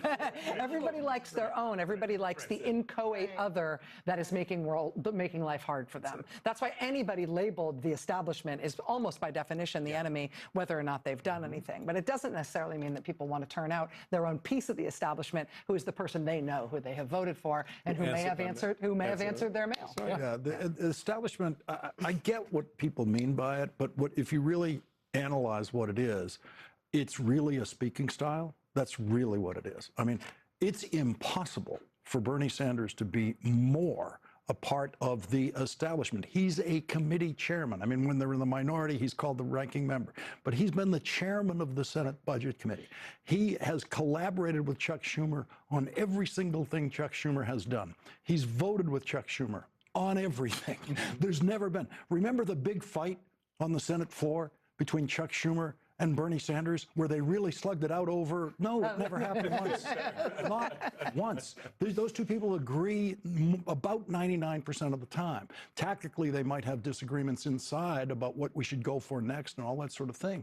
But Bernie Sanders has a way of sounding like he's not from inside the building. And that is the key to that perception of establishment. And Chuck Schumer is so much a creature of the building, and he can't pretend otherwise, that he is from that building. Can I add one addendum to that, which I basically agree with? I do think the super PAC role here is worth shining a light on. I mean, there really were $60 million dropped on Abdul El Sayed's head from money from out of, like, there was nothing on the other side of that. Right, so there is a pool of money that has been marshaled in these races, often on behalf of what's been coded as the establishment candidate, whether that's a fair establishment or not. And I agree with you. That super PAC money is a bit orthogonal to the actual like tactical and ideological debates. They don't line up. They have been sort of collapsed into the same. But when we're talking about the Michigan Senate race and this establishment, there really was one candidate who had $60 million. $60 million of TV ads. Of TV ad super PAC money that was dropped against him where it wasn't for the other candidate. Like, that is just the fact. And that's been true in a lot of these races where it has been the case that outside money, sometimes it's crypto money, sometimes it's AI money, sometimes it's sort of party donor money, and in many places it's AIPAC associated money has been directed at one person. Whether that's like the establishment or not, I don't really think that really makes sense because they've all been collapsed together. But that is one vector where we really have seen a difference. Let's talk a little bit, because we've now got polls closed in Michigan. I want to talk a little bit about the Michigan governor's race. So we do have the incumbent governor, Gretchen Whitmer. When she first won the governor's race, people were like, oh, we're surprised that she won. Yeah, not only were you surprised that she won, but she won by 10 points. Then she won by 10 points again. She's just been electorally profoundly effective in Michigan. She's out now after her 2 terms. Looks like Jocelyn Benson will be the Democrat to succeed her. Jocelyn Benson has had an easy enough time in the Democratic primary for that governor's race that for this last week or so, heading into tonight's vote, she hasn't really been campaigning for herself. She's instead been campaigning for state legislature candidates because in Michigan, Democrats don't hold the legislature. The Democrats have the Senate, but they don't have the House. And Jocelyn Benson is looking down the barrel at November, thinking about 2027, thinking about 2028, and thinking about the prospect that if she can win that governor's race, that means that Democrats conceivably, if they put together just the right combination of wins in the House, they could have a governing trifecta in Michigan, heading into swing state Michigan, taking its vote in the presidential race in 2028. It's a huge deal, and she's already working for it, showing that sort of tactical Democratic mindset. On the Republican side of the governor's race in Michigan, it has been absolutely bananas, right? So we've got Donald Trump endorsing Congressman John James for governor. John James gave up an expensive, hard-to-defend, swingy House district, House seat in order to make this statewide run for governor. He has no sure bet. He has run before statewide. He's run twice statewide for Senate in Michigan and lost to Democrats both times. And in this primary for governor, he's got an amazing. He has an opponent who has spent a lot of money. He's this sort of quixotic businessman named Perry Johnson, who looks like a cross between a Heat Miser and Martin Short, let's just say it. He has previously run for president. He runs Super Bowl ads for quixotic political campaigns all the time. He once failed to get on the ballot for a previous Michigan governor's race because the petitions he submitted to get on the ballot were mostly fraudulent, but that didn't stop him from running Super Bowl ads for himself anyway. He spent tens of millions of dollars in this race against John James, a lot of it on like weird AI slop. Like, it's just been very strange. He's been attacking John James on the basis of race, calling him a DEI candidate. John James is an African-American Republican. So this is a very interesting race. Trump endorsed John James in June. There were 2 other candidates in the race. That prompted them both to get out, but they got out so late, they're still on the ballot. Like, it's on the Republican side, they think, oh, they've had 2 terms of Gretchen Whitmer. We finally got a shot at this thing. And they have really made quite a hash of it in this primary. In terms of results that we are seeing so far, can we put up the board that we've got in terms of the Republican gubernatorial primary in Michigan? This is what we've got so far in that race. Mike Cox, again, is out of the race, but is still on the ballot. And John James endorsed by Trump, but sort of grudgingly because he gave up a House seat that they're going to have a hard time holding on to. And then this, again, quixotic self-funded candidate, Perry Johnson, this is 11% in, but this is Republicans taking their best shot at the seat, the governorship that is currently held by Gretchen Whitmer, and that Jocelyn Benson will be defending for Democrats in the fall. It's a good example of what happens when there is no organization or infrastructure to support the opportunity to grab the governorship. Yeah. The state party had, as you may recall, over the last 18 months or so, has just imploded on itself. So you have that piece, which makes any candidate running sort of in a wild, wild west kind of atmosphere, where John James finds himself. Full disclosure, John James is a buddy of mine. I've known him for a long time and, sort of helped him in his initial race for Congress back in the day.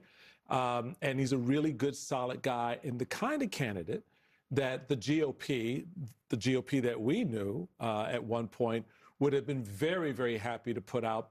Everyone stand down. The party's going to organize, and not based on his race, but the man, the character of the man, the qualities he brings to the table. And he served in Congress, so he's got that pedigree. He's someone the voters have gotten to know. And because it's such a hodgepodge of stupid in Michigan right now. That primary is being run in a very bizarre way. Absolutely. I mean, just watching the ads and stuff in there, like, you can't even... It's crazy. So this is what you're going to get. Yeah. And so what happens then on the other side of this primary when John James, if he survives tonight, is the nominee on the Republican side going up, an organized, focused, and dedicated Democratic Party, this speaks to the problem that the party is going to have in a lot of races this November. Yeah. Michigan, though, I mean, Jocelyn Benson is as much on the front line of these two intersecting stories as anyone. I mean, she understands her state. She has real sort of intimate knowledge of where the voters in her state are. And she's been on the front lines of the larger democracy fight. So she's a particularly strong candidate with probably a whole lot of crossover appeal. Very much so. Yeah. All right. We're going to come back with Jacob Soboroff, who is standing by for us. He's got the director of elections for the city of Detroit at the site where they are counting the early votes. We're going to be talking about the count and how that's going in Michigan. Also talking about the presence of those Trump DOJ monitors in the state, something that we're really trying to get our arms around in terms of what they have actually done in the state, what they were doing there, and the big question of who they are and whether they identify themselves properly. The latest from Jacob in Michigan and so much more just ahead. We'll be right back.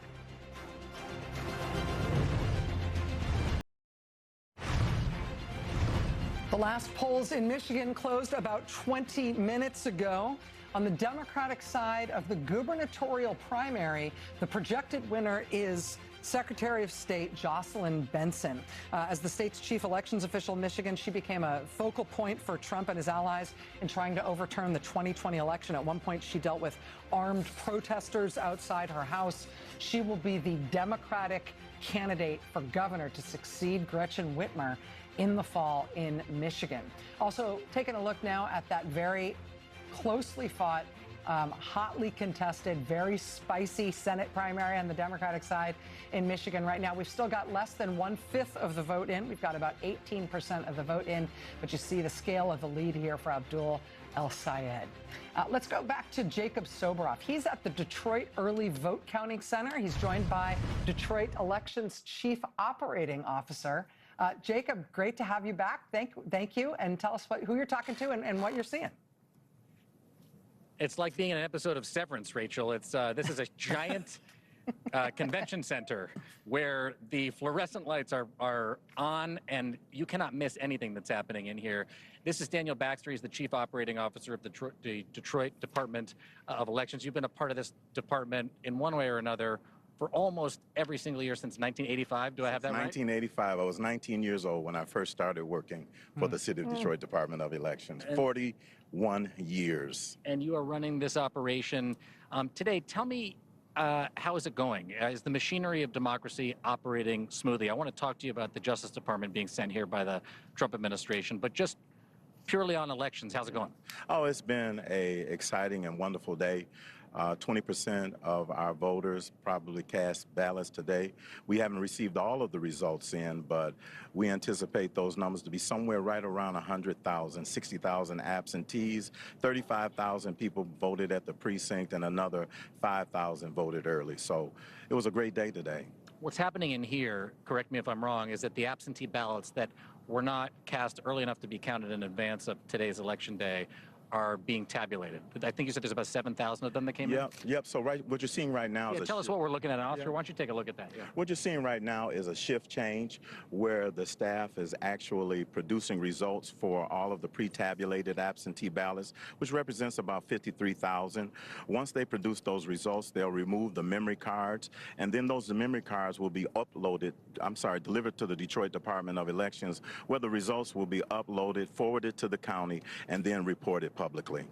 Just purely as a practical matter, around what time do you think we're going to know the final tally from Detroit tonight? Well, we have about 7,000 more absentee ballots that's coming in that we'll process. So probably somewhere right around maybe 1 o'clock, 2 o'clock in the morning. You were here in 2020 and in this role when the President of the United States accused Detroit. Well, you tell the story, because this is something that you had to deal with directly. Yeah, it was perhaps one of the most exciting elections that I've ever administered. And I should say, I didn't mean the President of the United States, the would-be President, Donald Trump. I guess he lost the election. He accused you all of what in this room? Well, we were being accused of vote stealing, and that never happened. We counted 174,000 absentee ballots for the citizens of the city of Detroit, registered voters who requested to vote in that election simply because it was a pandemic going on. Typically, 174,000 people vote at the precinct, and then 60,000 will vote absentee. But because the pandemic was going on and people were afraid, they decided to vote by absentee ballot. So that's what took place here at the Central Counting Board, here at then TCF Center. And you said he specifically accused a truck of coming in with votes here at that time and adding or manufacturing votes. Well, challengers accused that we had about 19,000 invalid ballots that were tabulated when that was not the case. Just before we go very quickly, the Department of Justice is here. They have said, you tell me, what do you know about the Department of Justice that's been sent by the Trump administration this year? What are they doing? What are they saying? What do you know about the people that are here monitoring elections? Real simple. We got a letter from the Department of Justice about a couple of months ago saying that they were going to be here at the Department of Elections during the August 4th election. We met with them. They said they were sending 4 teams of 2. They were here today. They visited about 5 sites, and there were no issues. There were no issues in terms of provisional voting, or there were no issues in voter-assisted terminals. And that's the key right here. Rachel, no issues. You heard it from Mr. Baxter, the Chief Operating Officer of Elections in the city of Detroit. Can you ask him for me, Jacob, did those monitors from DOJ interact with voters in any way? Did they make themselves known properly in the way they're supposed to? Mr. Baxter, Rachel Maddow is wondering, did those folks from the Department of Justice, the monitors, I don't even know if we know if they're lawyers or not, did they interact with voters in any way? Did they interact with your staff in any way? Were there any questions, allegations about what was happening here? What did they do? No interactions whatsoever. They monitored, they observed. They did not interact with any of our voters. They introduced themselves to our poll workers. They signed in accordance to the agreement that we made with the Department of Justice a couple of days ago when we met them via Zoom. So there weren't any issues. There were no controversies or confrontations. They did their job, we did our job, and we're moving forward. Do you believe that they were here to uphold the integrity of the election, or was there another reason? I don't know why they were here. All I know is that we had a job to do, and we did that in the spirit of integrity and transparency. Mr. Baxter, thank you so much. Couldn't be more transparent in here. It's an amazing thing to see. Thank you. Rachel? Jacob, that was really, really helpful. Thank you. And thanks, Mr. Baxter, for helping us understand that. Yeah, I mean, it is not unusual for the Justice Department to send election monitors to any number of jurisdictions for any number of elections at any one time. In this moment, with this federal government's attitude and this president's attitude and this Justice Department's sort of angle toward elections and elections results, it's a black box that we have to think about in a way that we haven't before. Yeah, and I mean, the 2 thoughts that came to mind as he was describing that, and what a great interview. Yeah. Fascinating dude. Who are these folks? Are these just like civil servants in the Justice Department who've been there for 12 years? And if the answer to that is yes, then more or less I would trust them to do their job. Are these like essentially apparatchiks who have been, plucked by the White House to go get up to mischief? Then I would feel differently. Yeah. The second thing is, there's this weird tension I think we all hold, which is Donald Trump is going to try to subvert and sabotage this election. Yeah. He is trying now. Will he be able to do it is another question. Totally. And so these 2 things are always kind of laying here because the intent is there. He's going to try to do it.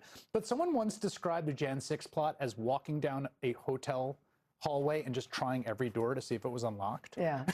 And he's gonna try every door. Yeah. Right.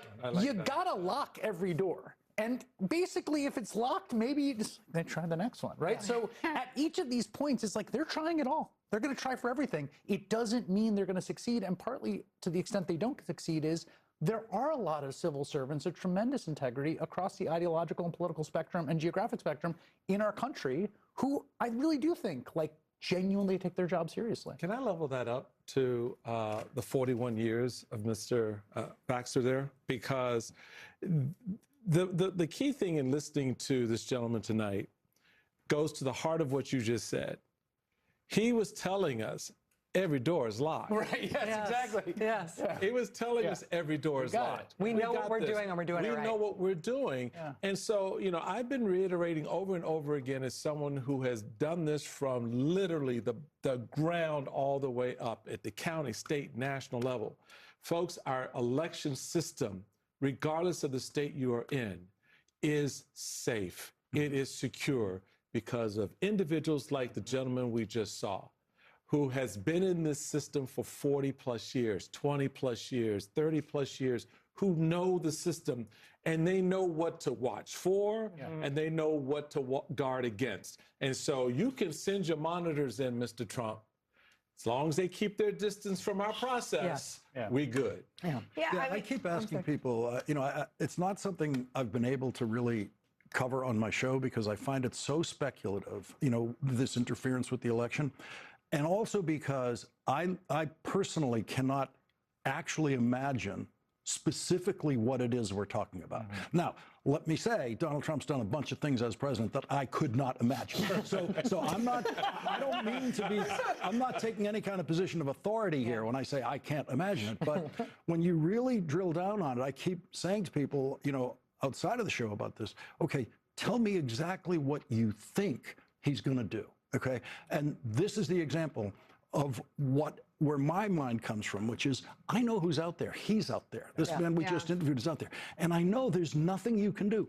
Donald Trump sent 4 teams of 2 to the giant state of Michigan. He sent 8 people who apparently behaved very politely and did nothing. And so is that the precursor of what we're going to have in the general election, or is there something else up the sleeve that we don't see tonight? Well, I asked Jack Smith this question when I interviewed him. I said, are you worried about future elections because of the inability to hold Trump accountable for trying to subvert the last election? And he said he was very worried. And so if you just take the charged criminality, it was obstructing an official proceeding. I mean, I think to your point about the architecture of actual voting behavior, one, not everyone is Mr. Baxter, but John Solomon, the right-wing nut, for lack of a technical term, basically said what he said, that no votes were flipped, the 2020 election was secure. It's on the back end where I think Trump in the past has sought to prevent winners from being seated, and he's found a willing accomplice in Mike Johnson. That's the spot. Is the preventing the Congress's ability to prevent someone from being seated is there. That's there, and that power exists. It's not exactly a Trump power, but I mean, as a thought exercise, on the phone call to Brad Raffensperger, when he says to him, all I need is 11,000 votes, okay? Let's imagine Raffensperger was a complete Trump guy. He desperately wanted to do it. He hangs up the phone and does what? Right. There isn't a way. Right. He's going to have to call back and say, I couldn't Well, they were find going to it. get the legislature to convene a special session to approve the false electors. I mean, he's going Brad has to lie about 11,000 votes. He has to take his legal life in his hand. Which is why Trump has made it a litmus test for all levels of power in the Republican Party that you have to accede to the 2020 election lie, including your friend John James, who used to know that Donald Trump lost the 2020 election, but as of a couple of weeks ago, now he's saying that it was all stolen from Donald Trump because he must have everybody at everybody at every level saying this, because he's going to need a lot of people to do the kind of crazy stuff that he's going to need to do in order to make this happen. To synthesize this, I mean, the thing that I think about, and again, this is speculative, is like, in a world in which James Tallarico beats Ken Paxton by 3,000 votes, you think they're just going to be like, you got us. You know what? No, they're going to do everything they can to try to stop James Tallarico from being sworn in as U.S. Senator. At least all the things they did last time. Exactly. Now, will that be successful? I don't think so, and I hope not. But if he ekes out that win in Texas, I have zero confidence that they will be like, you know what? We lost this one. Yeah. Bummer. And that's why we're looking at those polite, well-behaved DOJ monitors and wondering, okay, imagine this is Texas, and those polite DOJ monitors are there, and they don't seem to be doing anything. But then when it becomes clear that Tallarico might win this thing, all of a sudden those monitors are filing affidavits that justify the FBI going in and taking all the ballots from Houston. I mean, that's we have to defeat our own lack of imagination about the perfidy here.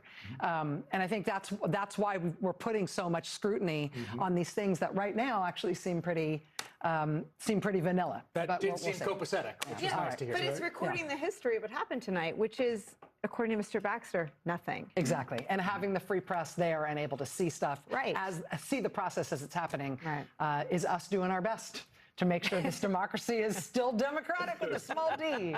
All right, we've got some really, really interesting results to bring you out of Missouri.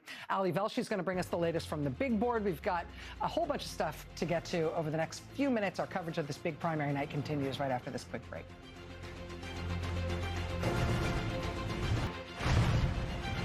This is where we stand right now on the Democratic Michigan Senate primary. We got 22% of the vote in statewide in Michigan. All polls closed. The last polls in Michigan closed about 40 minutes ago. Right now, Abdul El-Sayed at 52%, Haley Stevens at 45%. Ali Velshi up at the big board, what can you tell us about what the contours are sort of where the votes come in from thus far? Okay, so it's a lead of 21,000 votes, which is not insignificant, except look at this. In the most populous part of the entire state, Detroit, Wayne County, we only have 2% of the vote in, and we've been at 2% for the last hour or so. This is to be expected. This is a county that counts slowly. It's a very unusual system. The city of Detroit counts, then it sends it to Wayne County, then we get it. So that's the issue. Haley Stevens will be making the argument that she will overperform in Detroit, but at the moment, she's only got a lead of 241 votes. So nothing's going to be determined until we get more votes. Where she's winning are these light blue squares. Where he's winning are the dark blue squares. Here's the difference. Where he's winning by a lot more than her numbers, what she's pulling in. So here's a perfect example. Sheboygan County up in the north, 49 to 47. The other matter is we have one large county that is reported. We got 67% in from Oakland County, which is to the north, and that's basically north of Detroit and a little bit to the west. Haley Stevens is ahead there, but by less than 2%. So what Haley Stevens is counting on right now is that when Detroit comes in, when Wayne County comes in, the numbers here are going to be so substantial that it offsets El-Sayed's numbers in these other places. Macomb County, which is a little more, a little wealthier county, a little bit north of Detroit, 14% in. This was where Haley Stevens was leading. Abdul Sayed is now leading there. She's leading in Oakland County, as I just mentioned, over in Livingston County, 71% in.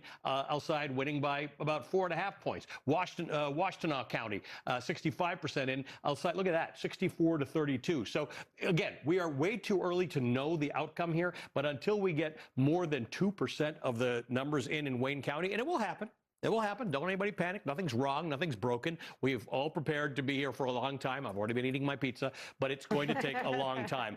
At the moment, this is looking like a good night for Abdul El-Sayed, but Haley Stevens has bet the farm on Detroit voting for her right now, and we don't have enough vote in from Detroit. Ali, can I just ask you, just big picture in Michigan, as you're looking at the number of votes that have come in and the percentage of the overall vote that represents, are you able to extrapolate anything as to whether or not this was a high turnout election or a normal turnout election? What can you tell us? This is the predicted number of ballots. Now, it's not a partisan thing. In Michigan, you can go in and you can ask for either ballot, but 1.4 million, 1.46 million expected ballots. Again, we're only at 22% right now, so we're still waiting to count 1.145 million ballots, which is why we can't tell you who's in the lead. If El-Sayed is ahead by 20,000 points and we still have this many ballots, we can't tell you. But there's a lot to go here. This is almost presidential primary level turnout. Wow. This is a very, very big turnout. Now, again, we won't know till later how that breaks down. What we've seen in primaries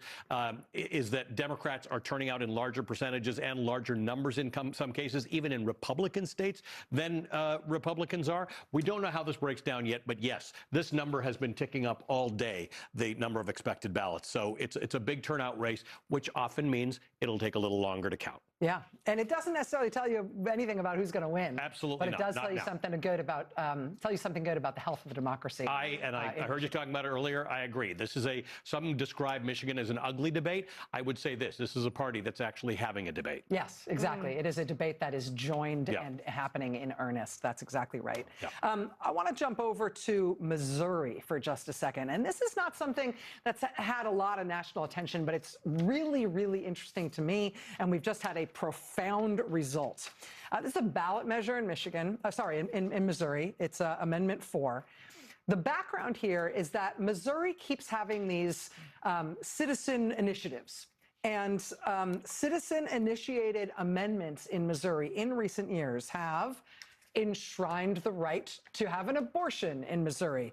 They have expanded access to health insurance in Missouri. They have legalized marijuana in Missouri. They have legalized sports betting in Missouri. There's been all of these citizen-led efforts in Missouri that have produced these liberal to populist results that have made Missouri Republicans very uncomfortable. Their voters have voted for these things and they don't like it. And so Missouri Republicans in recent years have done all sorts of incredible gymnastics to make sure that the will of the voters is not actually made manifest in Missouri law, despite the results that voters have really resoundingly handed them at the polls. So to that end, Missouri's Republican legislature organized this Amendment 4, which would make it harder for citizen initiatives to get on the ballot in Missouri. Instead of just needing to get a certain number of signatures statewide in order to get your initiative on the ballot,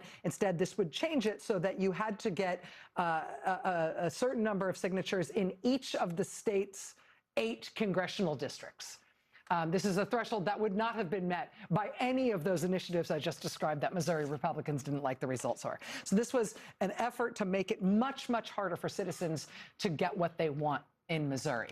And Missouri voters gave them a one-finger salute on this one. Look at that result. Incredible. I mean, this is just under a third of the vote in, but look at that. This is projected to fail with an exclamation point or 10.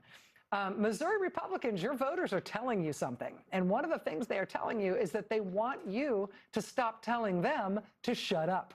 The great tell in this Amendment 4, part of the reason I found this story just amazing, and I've been watching this closely, is because the way they changed the law, or they would have changed the law had this Amendment 4 passed, would have said that you needed this new threshold in all 8 congressional districts to get an initiative on the ballot if you're a regular person, if you're a regular citizen who wanted it on the ballot. But if the legislature wanted to put something on the ballot, they'd still use the old easy standard. It just, they were making literally 2 different standards, one for themselves and one for the rest of the people in the state. And that is just, I mean, we think of Missouri as a red state and they elect a lot of Republicans, but the people of Missouri just told them absolutely no on this tonight. I have been, first of all, Rachel, love, okay? I have been like following this. Eugene and I, we're talking about it on our podcast tomorrow. Actually, we're going to record it. It'll be out on Thursday. But it's so crazy because in the last election, the Missouri voters, they were the first state, I believe, in the last presidential election to overturn a near total abortion ban in the state. Even though they sent a Republican governor, a Republican Secretary of State, a Republican Attorney General back to work in the state. The Republican Attorney General, by the way, which has since left and now is at the Justice Department as the FBI's number 2. Stay tuned, folks. The voters are paying attention. And so that's why I'm like, when people sit around, you know, people come on all our shows and they're like, oh, I wish the voters would. When are the voters going to get it together? The voters have it together. Yeah. They're actually paying attention to this. And I do think abortion is still one of those animating issues, even though it's not on the front pages of the newspapers. It's not necessarily something we're talking about on television.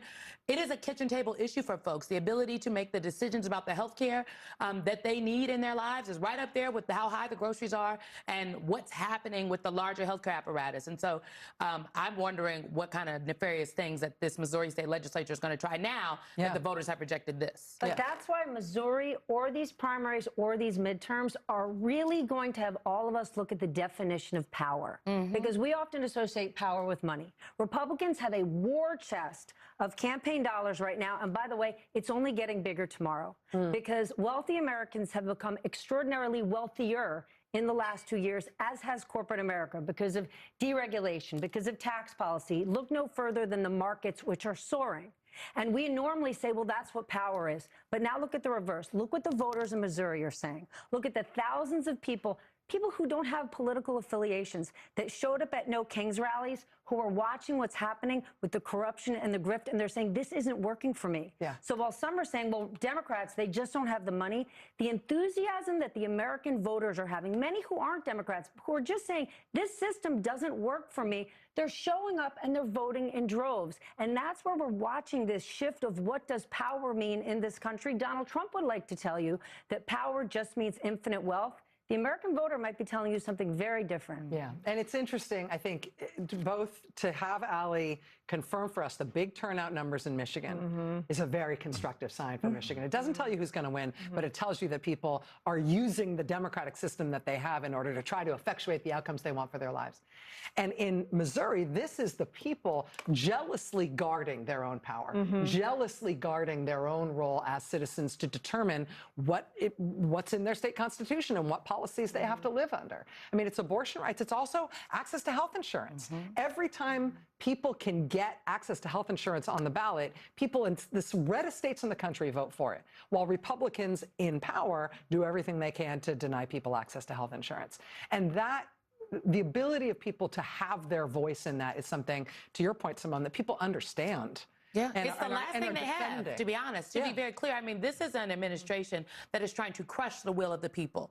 Everything that we've seen this administration do since Donald Trump came back to power, they are trying to demonstrate that the Trump administration is that we get to tell you what you're able to do. That's why the criminalization of this ordinary activity, whether it's the reflecting pool or the sandwich man or, you know, public servants like Tish James or James Comey. The government wants the people to believe that there's nothing they can do, that it's inevitable, so just throw up your hands and let us do our thing. Yeah. But the people are pushing back, and that matters. And so, look, I don't know what's going to happen in Michigan tonight. Well, I have an idea. But at the end of the day, the general election is also going to be a story. But at the end of the day, we're not yet in an authoritarian situation. We're definitely in a slide. Okay, I'm definitely concerned. I'm looking over the corners. But the people still have the power in America. And what I'm seeing across the country and hearing from folks is that they're willing to use that power by any means necessary. The people understand the assignment. That 80% vote in Missouri, that's a Republican vote. Okay, and that's Republican voters saying to Republican office holders in Missouri, we're willing to vote for you because of the lower tax thing, but we think a lot of your stuff is very extreme, including the abortion position. It's very extreme. So what those voters have been doing is editing Republican governance in their state, which allows the Republicans to retain those positions. If you shut them out, and you do not allow those voters to edit your extremism, they might then have to just turn on you. So Republicans in the state, the professional Republicans who fought against this, maybe the best possible thing for their futures was losing this one. Yeah, take the hint, in other words. let them edit your craziness. Yeah. All right, results are coming in from Michigan, Kansas, Virginia, Missouri. Right now, can we take a look at the Kansas Democratic governor's primary? Do we have that slide ready for us? In Kansas, we've got another state where we think of it as a red state. Kansas hasn't voted for a Republican from the Democratic Party in most of our lifetimes. Kansas hasn't put a senator from the Democratic Party in Washington in nearly a century, but Kansas sometimes elects Democratic governors, including the incumbent Democratic governor, Laura Kelly, who is out after 2 terms. And this is a hard-fought, very interesting Democratic primary in Kansas to try to succeed the incumbent Democratic governor there, Laura Kelly. Laura Kelly has endorsed the man on the right side of your screen, Ethan Corson. She has not endorsed Cindy Holscher. These are both state senators. They actually both represent the same county in Kansas. They both on paper look very similar, but Holscher has run a much more populist, sort of edgier campaign. And even with this very popular Democratic governor, Laura Kelly, endorsing the gentleman in that race, he's having a hard-fought one for that primary in Kansas, and that's going to be a really, really interesting race to watch in the fall. Steph's talking about power, and we think about it in terms of money. I mean, I think we'll know a lot more about endorsements at the end of the night and the end of the week as well. Yeah. And endorsements and money, to Chris Hayes' point from earlier, often go together. I mean, in this Kansas governor's race, one of the things that I was watching is that Ethan Corson, who got that important endorsement from Laura Kelly, he's also got a lot more money. But Cindy Holscher, who is right now ahead of him in terms of the results thus far in Kansas Democratic gubernatorial primary, the question is if she beats him, not only is she able to unify the party in terms of winning over people who like Laura Kelly and winning over all parts of the important Democratic coalition in Kansas, not only can she win over crossover Republican or independent voters there, but can she get the money? Can she attract the donor class money? Can she attract big money that thus far has been going to her opponent? And that's a different type of transition. And does it matter? I mean, are we looking at sort of an Orban-like rejection of everything associated with establishment politics, including money, including wall-to-wall paid ads? I mean, do paid ads make you more or less inclined to vote for people? I don't know the answer anymore. Yeah. Well, I mean, look, I don't think money, to your point, money is never a replacement for good campaigns and good politics and like retail politics. Retail politics is what wins elections. And I think we're actually going to see that play out in a number of primaries tonight, where there were folks that had more money, but other people had ran better campaigns and had better retail politics. I think money still matters. Even the people that say they want to get money out of politics need money, need to be able to raise money to get money out of politics. Okay, so the money ain't going anywhere. I think the bad billionaires have understood the assignment, and I'm wondering what the good billionaires are about to start doing. Are they going to start putting some money in some places? You talk to the billionaires, Stephanie. You're what the only one of us who knows any billionaire stuff. Tell us. That is not true. I think it's wildly complicated, right? So for people in the investor class, things are going very well for them. And I'm going to give you an unfortunate anecdote. We're watching Todd Blanche's confirmation earlier today. I send a screenshot to one of the biggest investors I know as Cory Booker is systematically dismantling what Todd Blanche is doing, going through the grift and the corruption, right? And this grift and the corruption undermines our democracy. When our democracy is undermined, we will lose our economy. I send this to the big investor I know, and I said, "Are you watching this?" And he sent me a screenshot back. And do you know what it was? The markets. He said, "Nope, I'm watching this." And it was a screenshot of the market up 700 points. What I think is so extraordinary right now is the investor class has gotten so much of what they want from Donald Trump. They're willing to say, that Iran war, isn't that thing over? The tariffs, were we really? Of course. We had to incur the cost of the tariffs. That's why the government is paying back companies millions and millions of dollars. But it's amazing to me that whether it's the investor class or corporate America that are in fat city because of deregulation, did they not see the reckoning coming? Yes, exactly. Right? When they say, oh my goodness, I'm worried about DSA. DSA or DSA outsider-like candidates, it's not about defund the police. Americans are getting behind them because they can't fund their own lives. And it's extraordinary to me that this investor class and the C-suite doesn't see that. They're just so jacked up on how exciting it is that they now have security detail. And they don't understand like how actually losing the rule of law means like your contracts don't have force anymore. Correct. Enjoy that. Well, they are Enjoy that at in the least business world. consistent. They never have. Clock it, Lawrence. It would be quite a turn if Wall Street suddenly became, if the people we're talking about in that class suddenly became interested in something other than their increase of their own wealth. They've They never always have been self-serving, but the point is to look ahead, to predict what's coming in the future. Everybody in America, you should Google the business plot right now as we go to break. As the top of the hour approaches, we are getting more votes out of Detroit to tell you about. And we're going to take a very quick break here. Then we're going to dive in with the latest results on this big election night. Our coverage continues on MS Now just ahead. Thanks for being with us.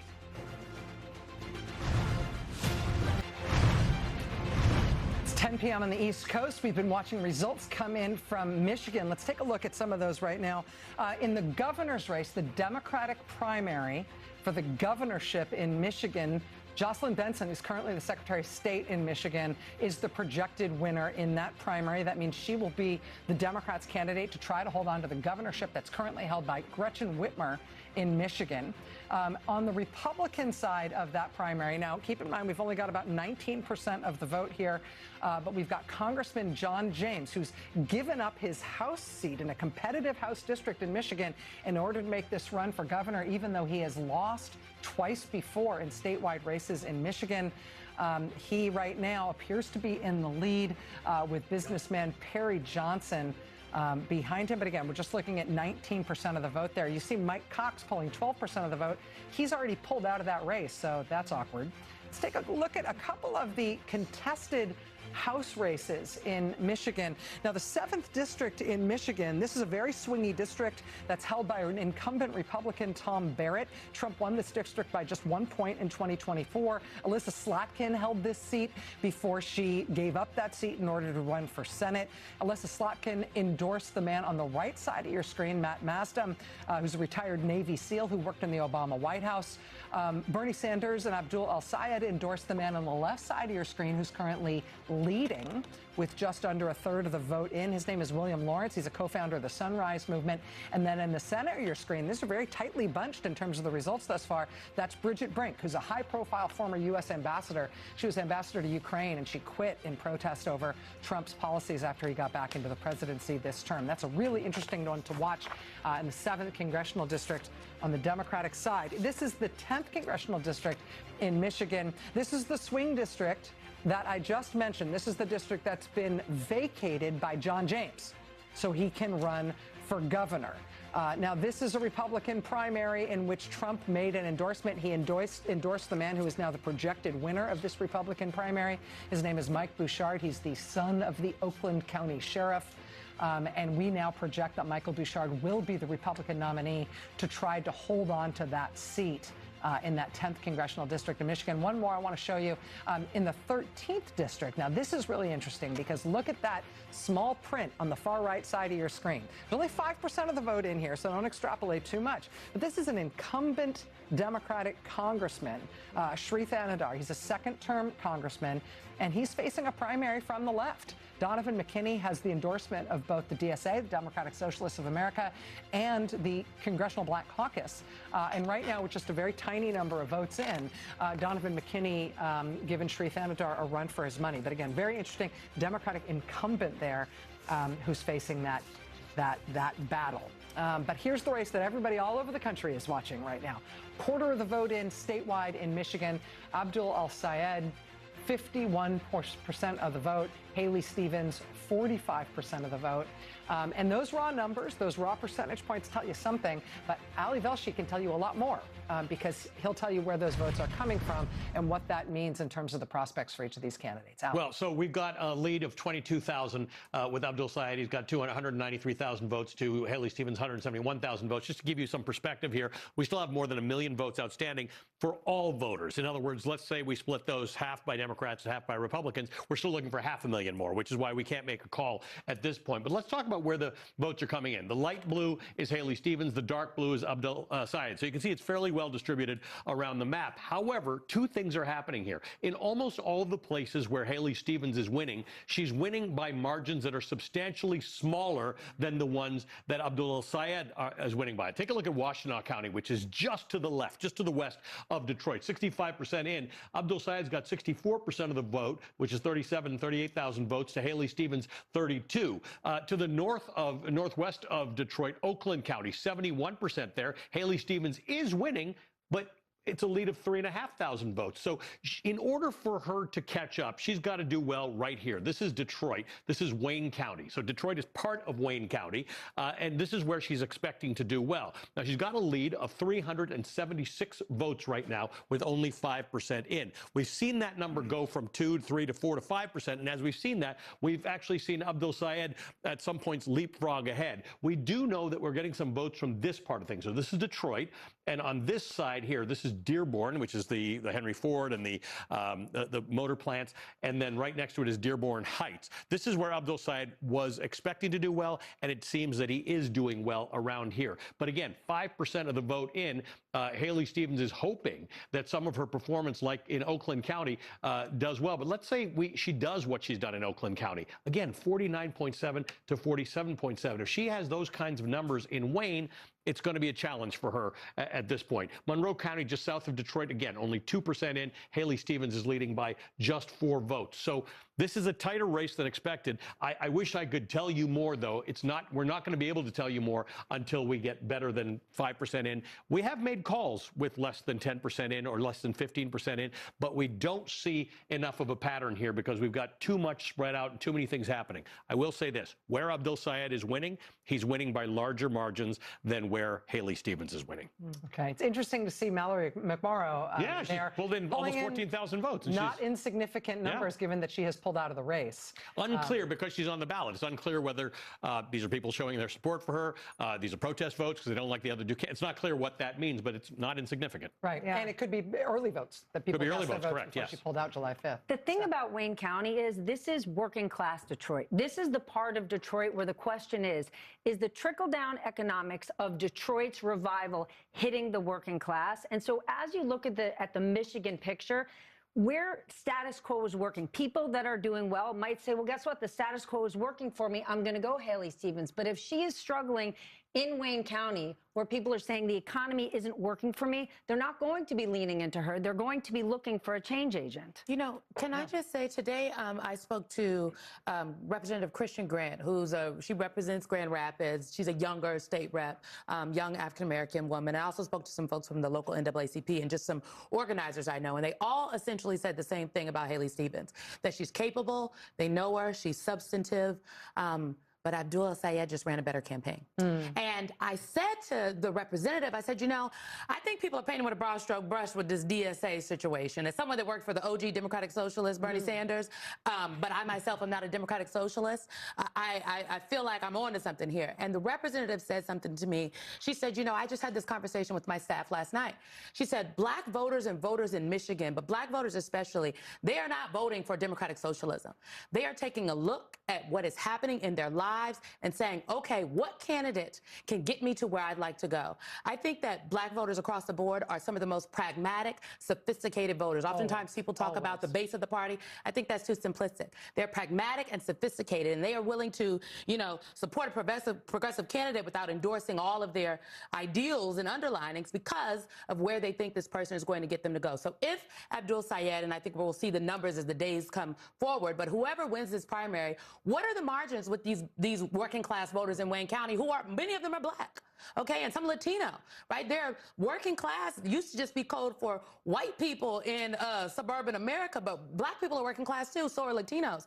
And what are those voters saying? I think it's going to be a very important signal for the work that has to be done in the state of Michigan in advance to the general. Simone, if the system is working for you, you're likely to vote for a candidate who's part of the system. That's Haley. But you've got millions of Americans who are simply saying, whether it's Donald Trump or establishment Democrats, they're saying, I can't afford health care, I can't put my kids through school, and I'm not sure what the future of work looks like for me. I'm looking for something else. That's not saying that they're signing on to DSA. They're simply saying a lot of these candidates are communicating about affordability in a way that they haven't heard before, and the current system isn't working. I have the perfect place to take this conversation. Because joining us now is Chris Jansing, who is live from Abdul El-Sayed election headquarters in Detroit. We are having this conversation about you, and we would like this conversation to be with you, Chris.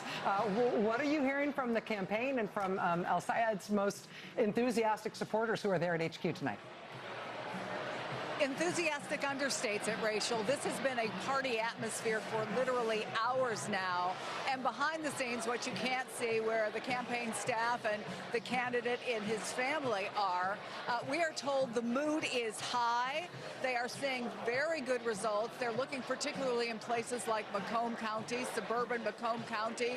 I also got some new information from their team. They say 51% of all votes have been counted in Haley Stevens' home county. She is only up, they say, by 1.8%. They take that as a very good sign. They also said we're looking at potential record turnout, projecting about 300,000 more Democrats voted than voted in 2018. So we'll continue to follow that storyline. Those are the numbers they're dissecting as Ali Velshi is.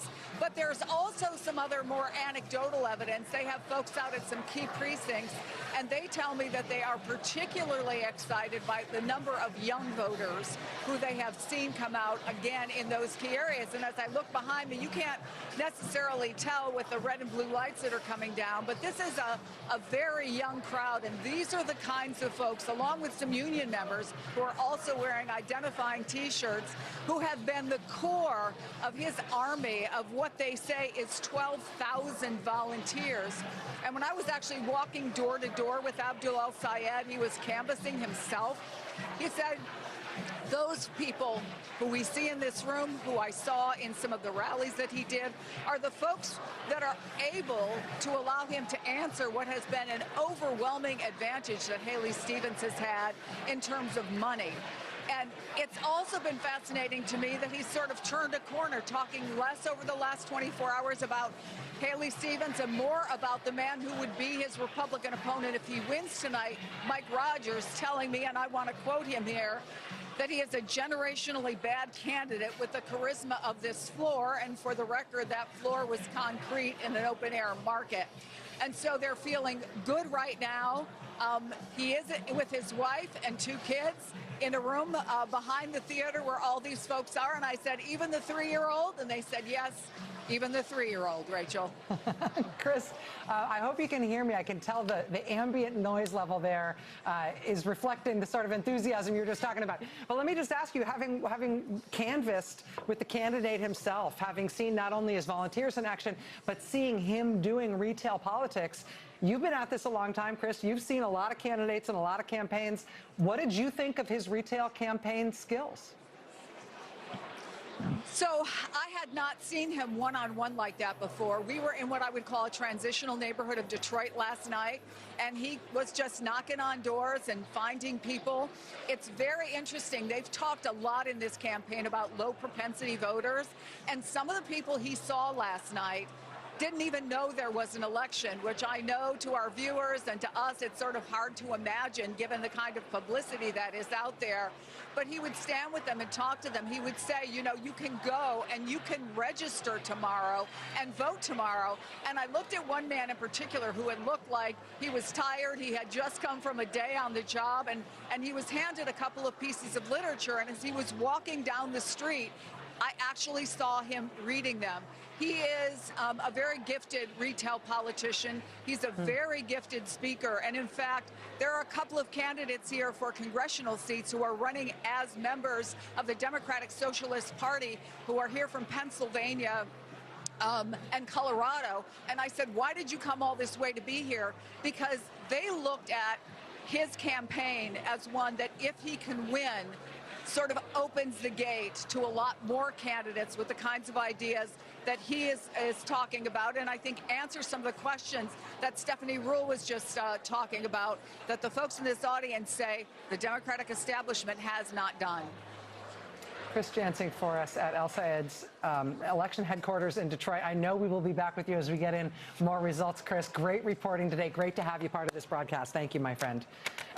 Nicole, let me just ask you to bounce off that in terms of what you're hearing there from Chris and how it looks like things are going in this primary. You know what's interesting to me? I've been thinking about this for over a week coming into these primaries and how we think about it. And I think there is a thing in politics that transcends party, it transcends the different ideas, it transcends sort of the clashing, and it is that voters demand very little. It is a very uneven relationship with politics and politicians. They have the power, they leave, right? They go to Washington, they're far away. And if the politics and the politicians are not responsive to the voters will be reactive to that neglect. And I think that where Republicans lost their way and became corrupted, Donald Trump didn't hijack the Republican Party. The politicians that preceded him were not responsive to the voters. And so they reacted by embracing Donald Trump and all the thuggishness that he ushered in. And I'm not saying that's happening on the other side, but when you stop being responsive, your voters will become reactive. And I think this is a healthier example of that. But I think what you hear over and over again, and we've covered Donald Trump for a decade now, and what Democrats have been saying for 10 years is they want a fighter. And so where they don't feel like national Democrats have been responsive, they're going to react and take matters into their own hands and try something different. Yeah, I think that's right. And I also think that, I mean, not to get too base about this, but I think that charismatic candidates who are really good at talking to people and telling a really strong story about why you should trust them in order to have your interests in mind when they go to Washington in your name. It doesn't actually, I mean, yes, national wins matter and economic headwinds and tailwinds matter for candidates who are seen as part of the system and against it. But being a better candidate is a better way to win than any of those other things. And it is interesting to me that we are not necessarily seeing the results tonight follow who had the most money.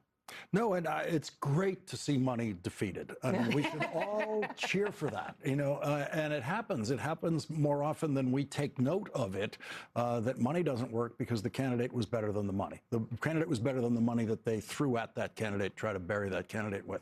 And so it's why money alone as a point of analysis is never going to let you figure out where a campaign is going. Yeah. And that may be the story of tonight. But not having money, we just have to establish, is also a problem. Yes. Like, I understand this growing sentiment, right? Yes. We want to get money out of politics. Yes, yes, yes.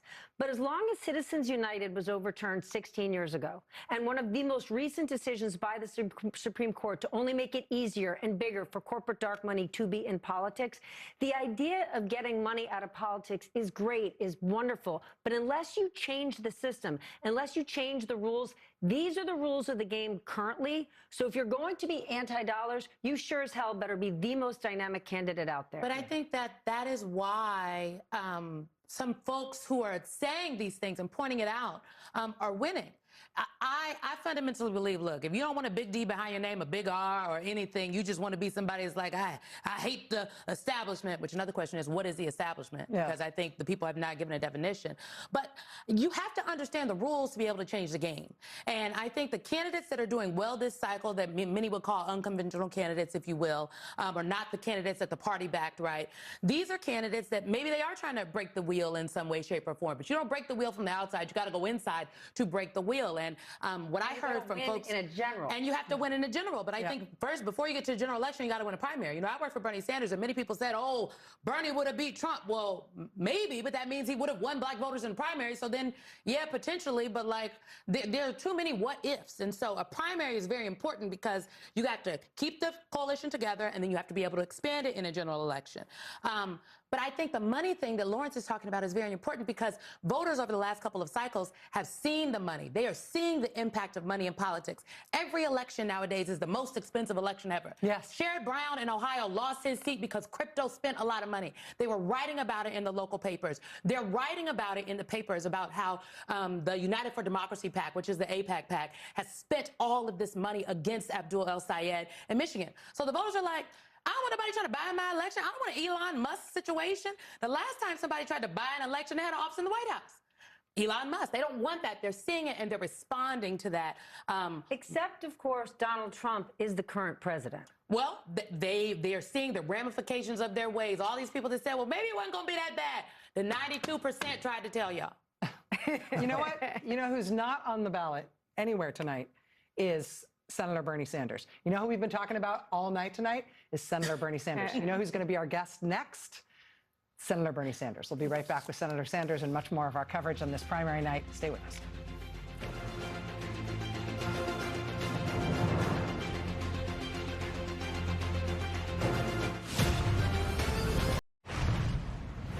We're about to be joined live by Senator Bernie Sanders, the very influential independent senator from Vermont. Senator Sanders, we've been talking about all night because although he's an independent senator from Vermont and has his own world as a United States senator and has for a long time, he plays an outsized role in Democratic Party politics, particularly right now. Senator Bernie Sanders has endorsed a number of candidates who are running tonight who we've been talking about already. In Missouri, for example, Senator Sanders endorsed former Congresswoman Cori Bush, who has fallen short tonight in her effort to get her seat back from Wesley Bell. In Michigan, Senator Sanders' endorsed candidates are running quite strong. He's backed William Lawrence, who's running in the 7th Congressional District. You see the results here. William Lawrence leading right now with 44% of the vote in that Democratic primary. In Michigan, Senator Sanders has also backed Donovan McKinney. Donovan McKinney is challenging an incumbent Democratic Congressman, Sri Thanadar. And you see, again, a very small amount of the vote in here, only 7% in. But Donovan McKinney clearly, at least at this early stage, running strongly against that Democratic incumbent congressman. Senator Sanders has also, as you probably know, endorsed Democrat Abdul El-Sayed and campaigned with him in the Michigan Senate primary against Haley Stevens. These are the results thus far in that very closely watched Senate primary. Look at that, 48.2 to 48.1. Not a hair's breadth between them at this point, with 1/3 of the vote in. We're going to be watching this vote very closely as it comes in. At the moment, Senator Sanders' campaigns with these candidates and his endorsements has put wind in the sails of these folks and has also contributed to a national narrative around not only his personal influence, but the influence of his kind of politics, his kinds of policy, and his kind of bottom-up campaigning. Senator Bernie Sanders of Vermont, it's a real honor to have you with us tonight, sir, when I know you've got your irons in a lot of different fires. Thank you so much for being with us. Well, thanks for having me, Rachel. So tell us about your strategy approaching primary nights like this and this overall primary season, how you've chosen which candidates to get behind, and what you want the impact of your endorsements and your work with these candidates to be.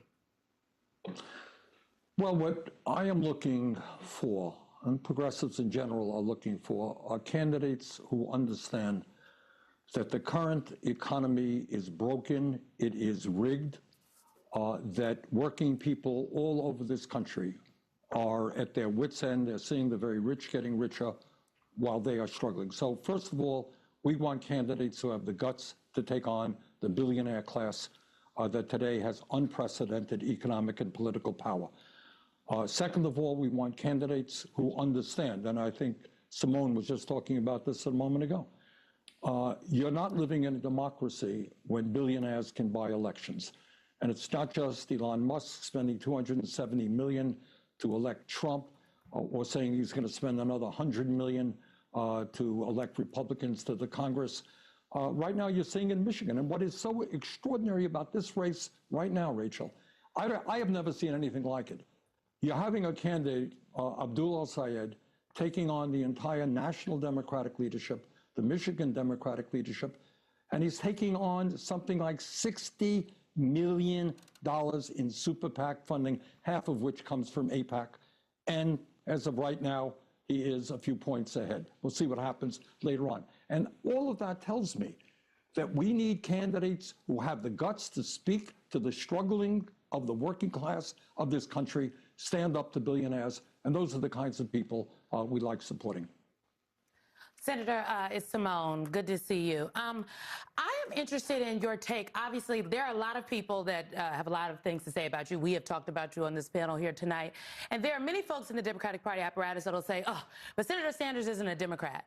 And I like to remind people that you have consistently, every time you ran for president, have ran on the Democratic ticket, and you are supporting candidates that are also running as Democrats. Why have you made that decision? Why is that important, given the structure of our party apparatus? Because I think this is a conversation that's going to dovetail into November. Well, I think, let's be clear. In my view, Donald Trump is the most dangerous president in the history of this country. He's an authoritarian. He's a kleptocrat. He's corrupt. He has gotten us into a horrible war, et cetera, et cetera. And my job as a United States Senator is to do everything that I can to fight back against those disastrous policies. So that's number one. And I'll work with anybody to stop Trump's terrible policies against working families, the environment, et cetera. But number two, when I look at what's going on in America, I see people wanting an alternative to Trump. And it requires one, Simone, being more than just anti-Trump. People want to know, what are you going to do for me? If you guys take control of the House and the Senate, do you have an agenda other than being anti-Trump? And the candidates that we are supporting say, you know what? Healthcare is a human right. We should not be the only major country not to guarantee healthcare to all people. You know what? We should raise the minimum wage to a living wage. We should get billionaires out of politics.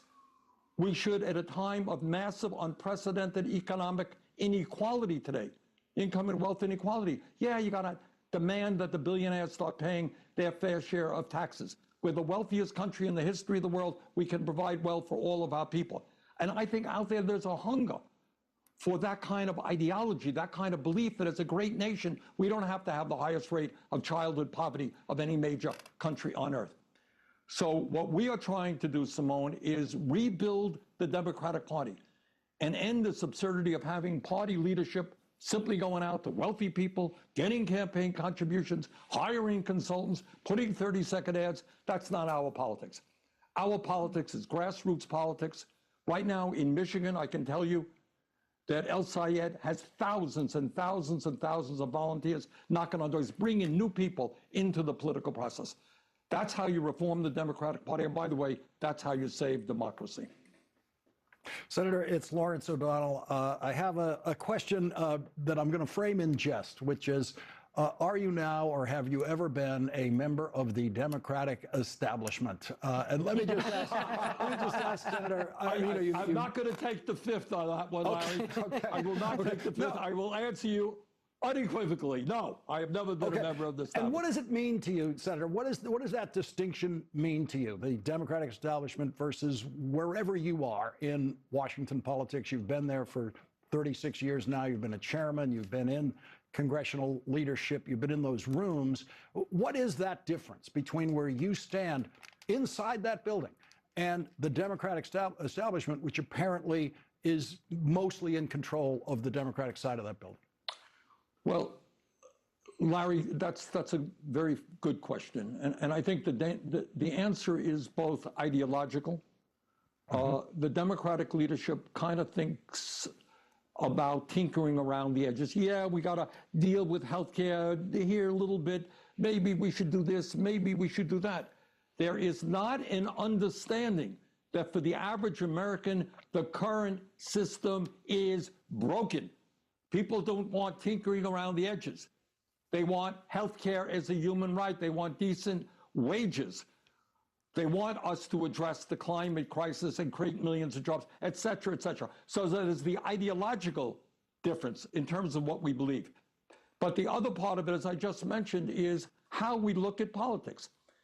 I think, and you can argue with me, Lawrence, but you know, if you're the establishment, you go out to your big money people, your billionaire friends, give us money, we'll hire consultants, we'll do these really good 30-second ads, we'll do opposition research, we'll manipulate the media. That's how we do politics. We do it very differently.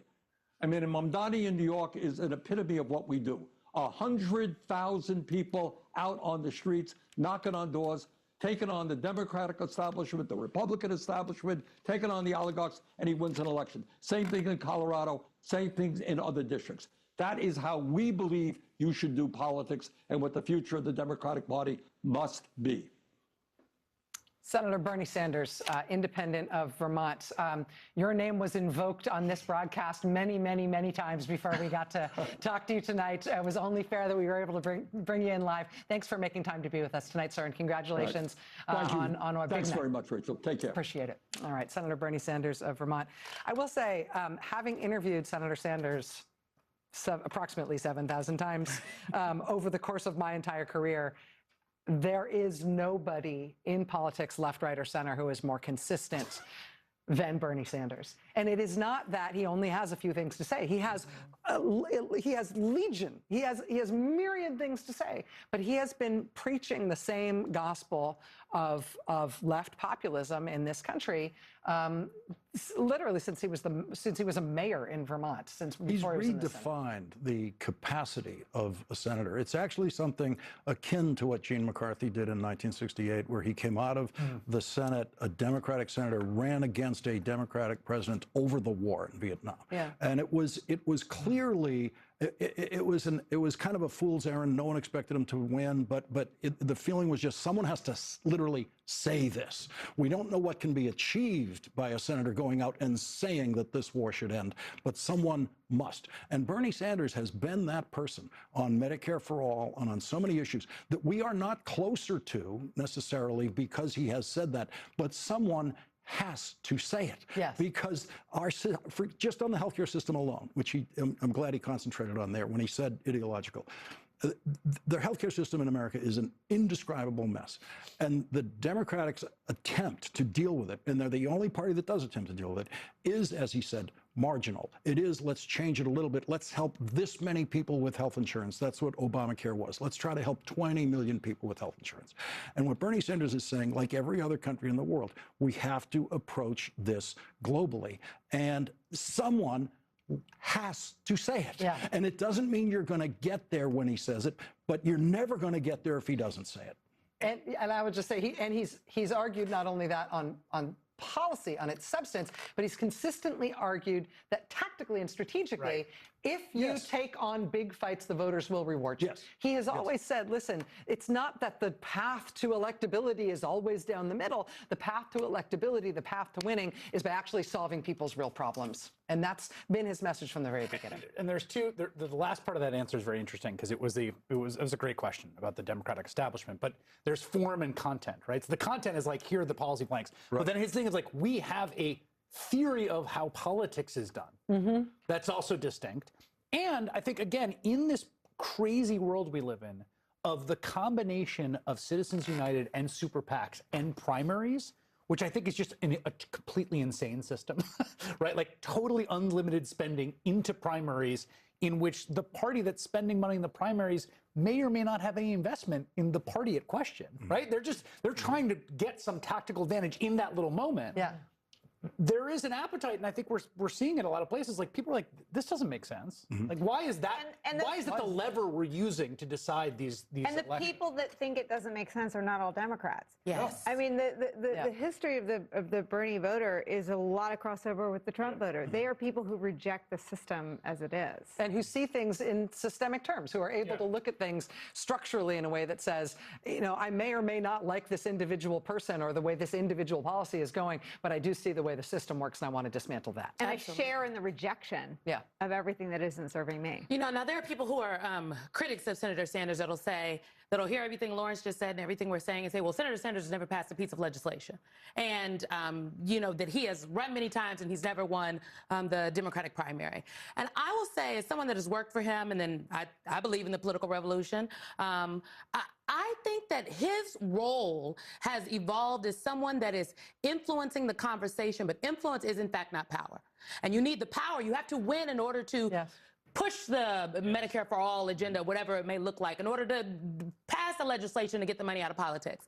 But what Senator Sanders has done, because he is relentlessly consistent on the issue, been saying the same thing since before I was alive, used to write a speech for Senator Sanders, child, write that speech all you want. He will get it, look at it, he will grab his yellow notepad and rewrite your, it's like, what was we doing, sir? We could have just, we didn't even need to have a meeting with you. And he'll get up there and say the same thing he was just doing at that desk.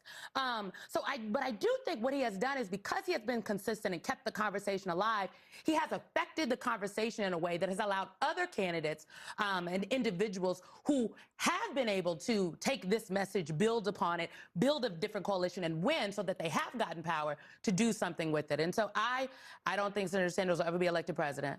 But I do think that his role and his influence has made way for some other people who will, and people who don't even necessarily agree with many of the things he's saying, but have seen what he has been able to do and are looking at It's an unparalleled influence on his party. In Michigan right now, the Democratic primary for Senate has tightened. We have been watching these results come in all night, and they were not close to begin with, and they have gotten very, very close. Candidates are within just a very small number of points of each other. Ali Velshi is going to bring us the details from the big board right after this break. Stay with us. Having a look at some of the results that we've got thus far, we have a projected winner in the Democratic primary for the Kansas governor's race. And I know you are sitting there thinking, isn't Kansas a red state? Kansas is a red state that has not sent a Democratic senator to Washington in nearly a century. They haven't voted for a Democrat for president since the 1960s, but they like Democratic governors in Kansas, and the incumbent governor there is a Democrat, Laura Kelly. Laura Kelly endorsed the guy who didn't win there. She endorsed Ethan Corson, but Ethan Corson has been defeated. We project the winner of the Democratic gubernatorial primary in Kansas to be Cindy Holscher.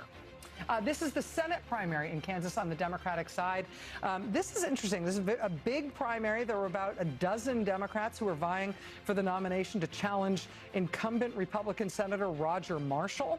Roger Marshall has won his two-way Republican primary tonight, but the winner on the Democratic side will be Adam Hamilton. A lot of interest in his candidacy. He's a very well-known pastor. He's positioned himself as a moderate. He's a pastor of a very, very large and influential church in Kansas, and he will be the Democrats' candidate for that U.S. Senate seat in Kansas, and that makes that Senate race one to watch. Again, Kansas, the longest losing streak in the country in terms of Democrats trying to get to the U.S. Senate, but Adam Hamilton will be the one trying to break that this year for the Democrats. Over to Michigan. The gubernatorial primary on the Republican side, we have a projected winner. Despite Perry Johnson spending tens of millions of dollars of his own money in a campaign that was occasionally ugly against Congressman John James, Perry Johnson calling John James at times a DEI candidate, essentially insulting him on the basis of his race. Nevertheless, Perry Johnson has lost, and John James, Republican congressman who had to give up his seat in a competitive district in Michigan, his competitive congressional seat in Michigan, in order to make this run for governor. John James will be the Republican candidate for governor in Michigan, trying to take that governorship for the Republican Party after 2 terms of Gretchen Whitmer. And the marquee race that everybody all across the country is watching tonight is the Senate primary on the Democratic side in Michigan. And this is something we've been watching these results come in and ping around over the course of the last couple of hours. Right now, Abdul El-Sayed, endorsed by our previous guest, Senator Bernie Sanders, and lots of other sort of leading lights of the progressive wing of the Democratic Party. He's in a very tight race with Haley Stevens, who has the endorsement of incumbent Democratic Governor Gretchen Whitmer, has had a lot of support from Democrats like Chuck Schumer and Kirsten Gillibrand in Washington, D.C. Ali, as we're watching those numbers now, it's a 17,000 vote margin between them. What can you tell us about how the votes are coming in and what it says about the race? Well, all evening we've been seeing little bits of vote trickle in. We're up to 38%. There was a very, very big increase in the number of votes in Michigan, and almost all of it came right from here, Wayne County, which is what we're looking for right now. Wayne County is where Detroit is. Just so you understand, Detroit is basically this part of Wayne County, and then this is Dearborn and Dearborn Heights and other parts of it. We're getting most of this vote in from Detroit. We also got a lot of vote in from Dearborn. Dearborn is where Abdul El-Sayed thought he would do very well, and he did. He was running about 80-20 in Dearborn. But in Detroit, we saw a lot of vote in favor of Abdul El-Sayed first, sort of in the gentrified sort of coastal part of Detroit. These are, in some cases, lofts that have been converted, converted warehouses that have become lofts or apartment buildings. But once you start getting into the more populated areas of Detroit, Haley Stevens is putting up some remarkable numbers at this point. This is the kind of split that she'd have to have in a highly populous place like Detroit. She's getting 63-33 against Abdul El-Sayed. Again, this is Detroit and its suburbs. Abdul El-Sayed, you can see, is doing well, sort of, in some of these other places. Haley Stevens is from Oakland. This is to the northwest of Detroit, 76% in there. But again, she's only leading by 1%, 4,200 votes in the place that she's from. So one might think she's underperforming there, even though she's winning. Macomb County, just north of Detroit, only a quarter of the vote, a little better than a quarter of the vote there. Abdul El-Sayed is winning there. Livingston, just to the west, northwest of Detroit, 81% there. Abdul El-Sayed winning by about 5% there. Washtenaw, which is, again, just a little west of Dearborn Heights, 2/3 of the vote in there, 65%. He's doing these kinds of numbers outside of Detroit, 64-32. But the bottom line is, this is the big prize. Detroit and Wayne County, 22%. When last I was talking to you, half an hour ago, 20 minutes ago, we were at 6%. We suddenly jumped to 22. And this is Haley Stevens' argument. Watch what happens in Detroit. If these kinds of numbers continue to post in Detroit, she can make up her statewide deficit, which right now, as you can see, is 17,000 votes, roughly. So this is going to go on for a while. I will tell you, we've got probably 800,000 to 900,000 more Democratic votes to come in. The thing we have to think about is there was a sense that the advance votes would favor Haley Stevens. The day of votes would favor Abdul Al-Sayed. His voter tends to be a younger voter and would vote the day of. But we're still not clear what is still out there to be counted. So we don't know, but suddenly Haley Stevens has made up a lot of the difference, and we're in a very, very tight race with 38% in, a lead of 16,500 votes. Rachel. I have a process question for you, Ali, and then I have a question about one House race. I'm going to ask you about the 13th district in a minute. But in process, in terms of the way that you're talking about the vote coming in and the big jump that came in the Detroit votes and stuff, are the votes coming in at the kind of pace and in the kind of cadence that you would have expected, or is there anything unusual there? No, there's nothing unusual. We fully expected this to be a long night. I will tell you the jump was unusual. We were sitting at 1%, then 2%, then 3%, then it went to 6%, and then suddenly got into the 20s. So we suddenly got a big drop of votes. We're going to look at that and see, as soon as we get more, I'll let you know. I want to go to the 13th. This was unusual. This is Sri Thanadar. He's in the lead now. Only 27% of the vote in, but he's actually been behind for most of the night. When this big jump came in, when we went from 5% to 27%, he jumped into the lead. Donovan McKinney is a Democratic Socialist challenger. As you know, there have not been a lot of Democratic incumbents who have not won their primaries to a point that Lawrence and Chris were making earlier. There have been a few, and it looked earlier this evening like Sri Thanadar might be one of those. At the moment, with 27% of the vote in, he's got a lead. It's not nearly as big a lead as I think he'd like to have, but he is leading right now. Yeah, he's one of the only Democratic incumbents facing a strong challenge tonight. We'd had eyes on Don Beyer in Virginia, but that was a very early call. Yeah, exactly. Do we have Ali Vitale standing by? Control room, can I ask you if we can go to her at this point? Hopefully we're going to go to Ali. You got another Ali V right here, so. Very good. I'll give you a little preview. We're going to go to Ali Vitale in a few minutes, I think. She's at Haley Stevens headquarters. So we went to Chris Jensing. She was at Abdul Al-Sayed headquarters. We can get Ali Vitale now. Let's go to Ali now in Michigan, where she's at Haley Stevens HQ. Ali, we've been watching these numbers come in. Al-Sayed appeared to be out to an early lead in terms of the first votes that were coming in. We got a big jump in the vote from some Stevens strongholds. When you're there at Detroit headquarters for Haley Stevens, what are you hearing from the campaign? What are you hearing from some of her most enthusiastic supporters? And look, that jump in the polls, Rachel, actually caused a jump among the Stevens supporters here, because there had been a sense in the room adjacent to where I'm standing that things were starting to lag a little bit. They consistently saw Al-Sayed in the lead. This is something that, as I was talking to Stevens supporters, behind the scenes, privately, allies were starting to grapple with, okay, what is this going to look like? And really, what is the Abdul Al-Sayed coalition going to be?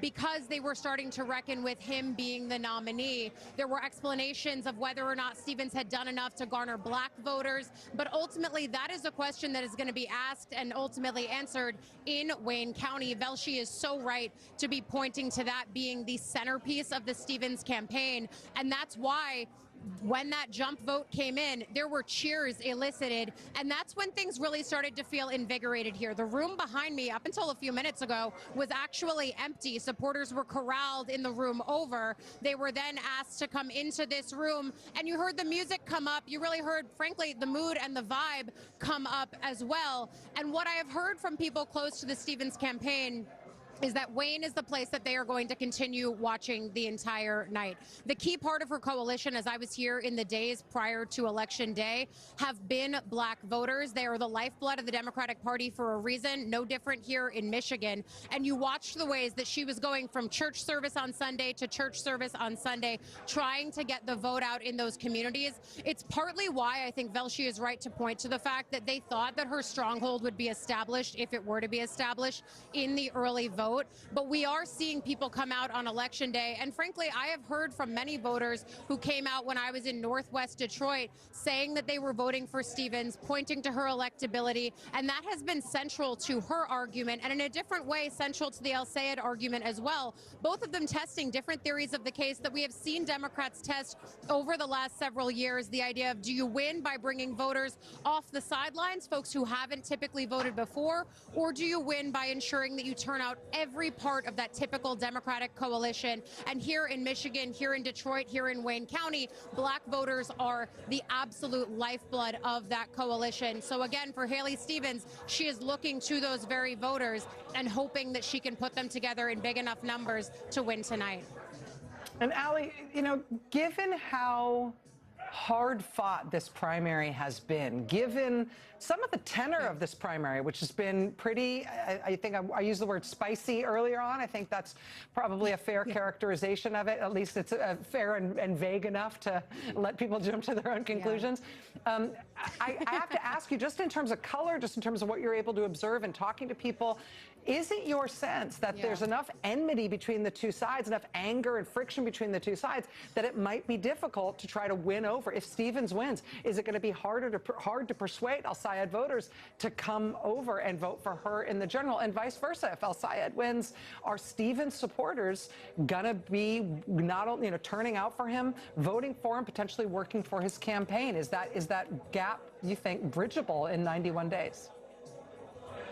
This is actually the similar thing that I hear from both Stevens supporters and El-Sayed supporters. Both of them very much have this concern about what does it look like to unify on the other side of this. And I think a lot is being made of the fact that Michigan Democrats will gather on Thursday and Friday here. You hear a lot of talk about the unity breakfast. It is going to be a very awkward unity breakfast, I think, whichever way this breaks down. And I even saw it when I was with voters, again, in Northwest Detroit, just before I came over to Stevens HQ. I met Stevens voters who said, I think it's so important to vote, but I'm not going to do it if El-Sayed is the nominee. And I met El-Sayed voters who were saying, I don't see myself voting for Haley Stevens. Her values aren't aligned with mine. And so that is something where both of these candidates, even as they've made proactive electability arguments, are going to be starting from a position that, frankly, Republicans don't have to deal with. They didn't have a primary right now. And Mike Rogers is a name that voters know from just 2 years ago when he narrowly lost to Alyssa Slotkin. And I think that is something that Democrats are so keenly aware of. And frankly, to watch it play out in front of my eyes with voters today, watching them in real time grapple with what does it mean to vote blue no matter who, I think that's going to be something we have to watch closely going to November. Yeah, it's fascinating. Allie, that's really good reporting. It's really valuable to have you there. I know we'll be back with you as we continue to get more results out of that hotly contested Democratic primary in the Michigan Senate race. That's fascinating. I mean, because we're hearing, I mean, keep asking, Peter, I was asking you that question too about the voters who you spoke with in Saginaw, and we're getting different answers about this from everybody, but it's going to be, I mean, tomorrow's going to look very different depending on who I will wins. say briefly, in the last 10 minutes, I called one of those El-Sayed voters. I said, you're seeing the same numbers we're seeing. What are you thinking right now?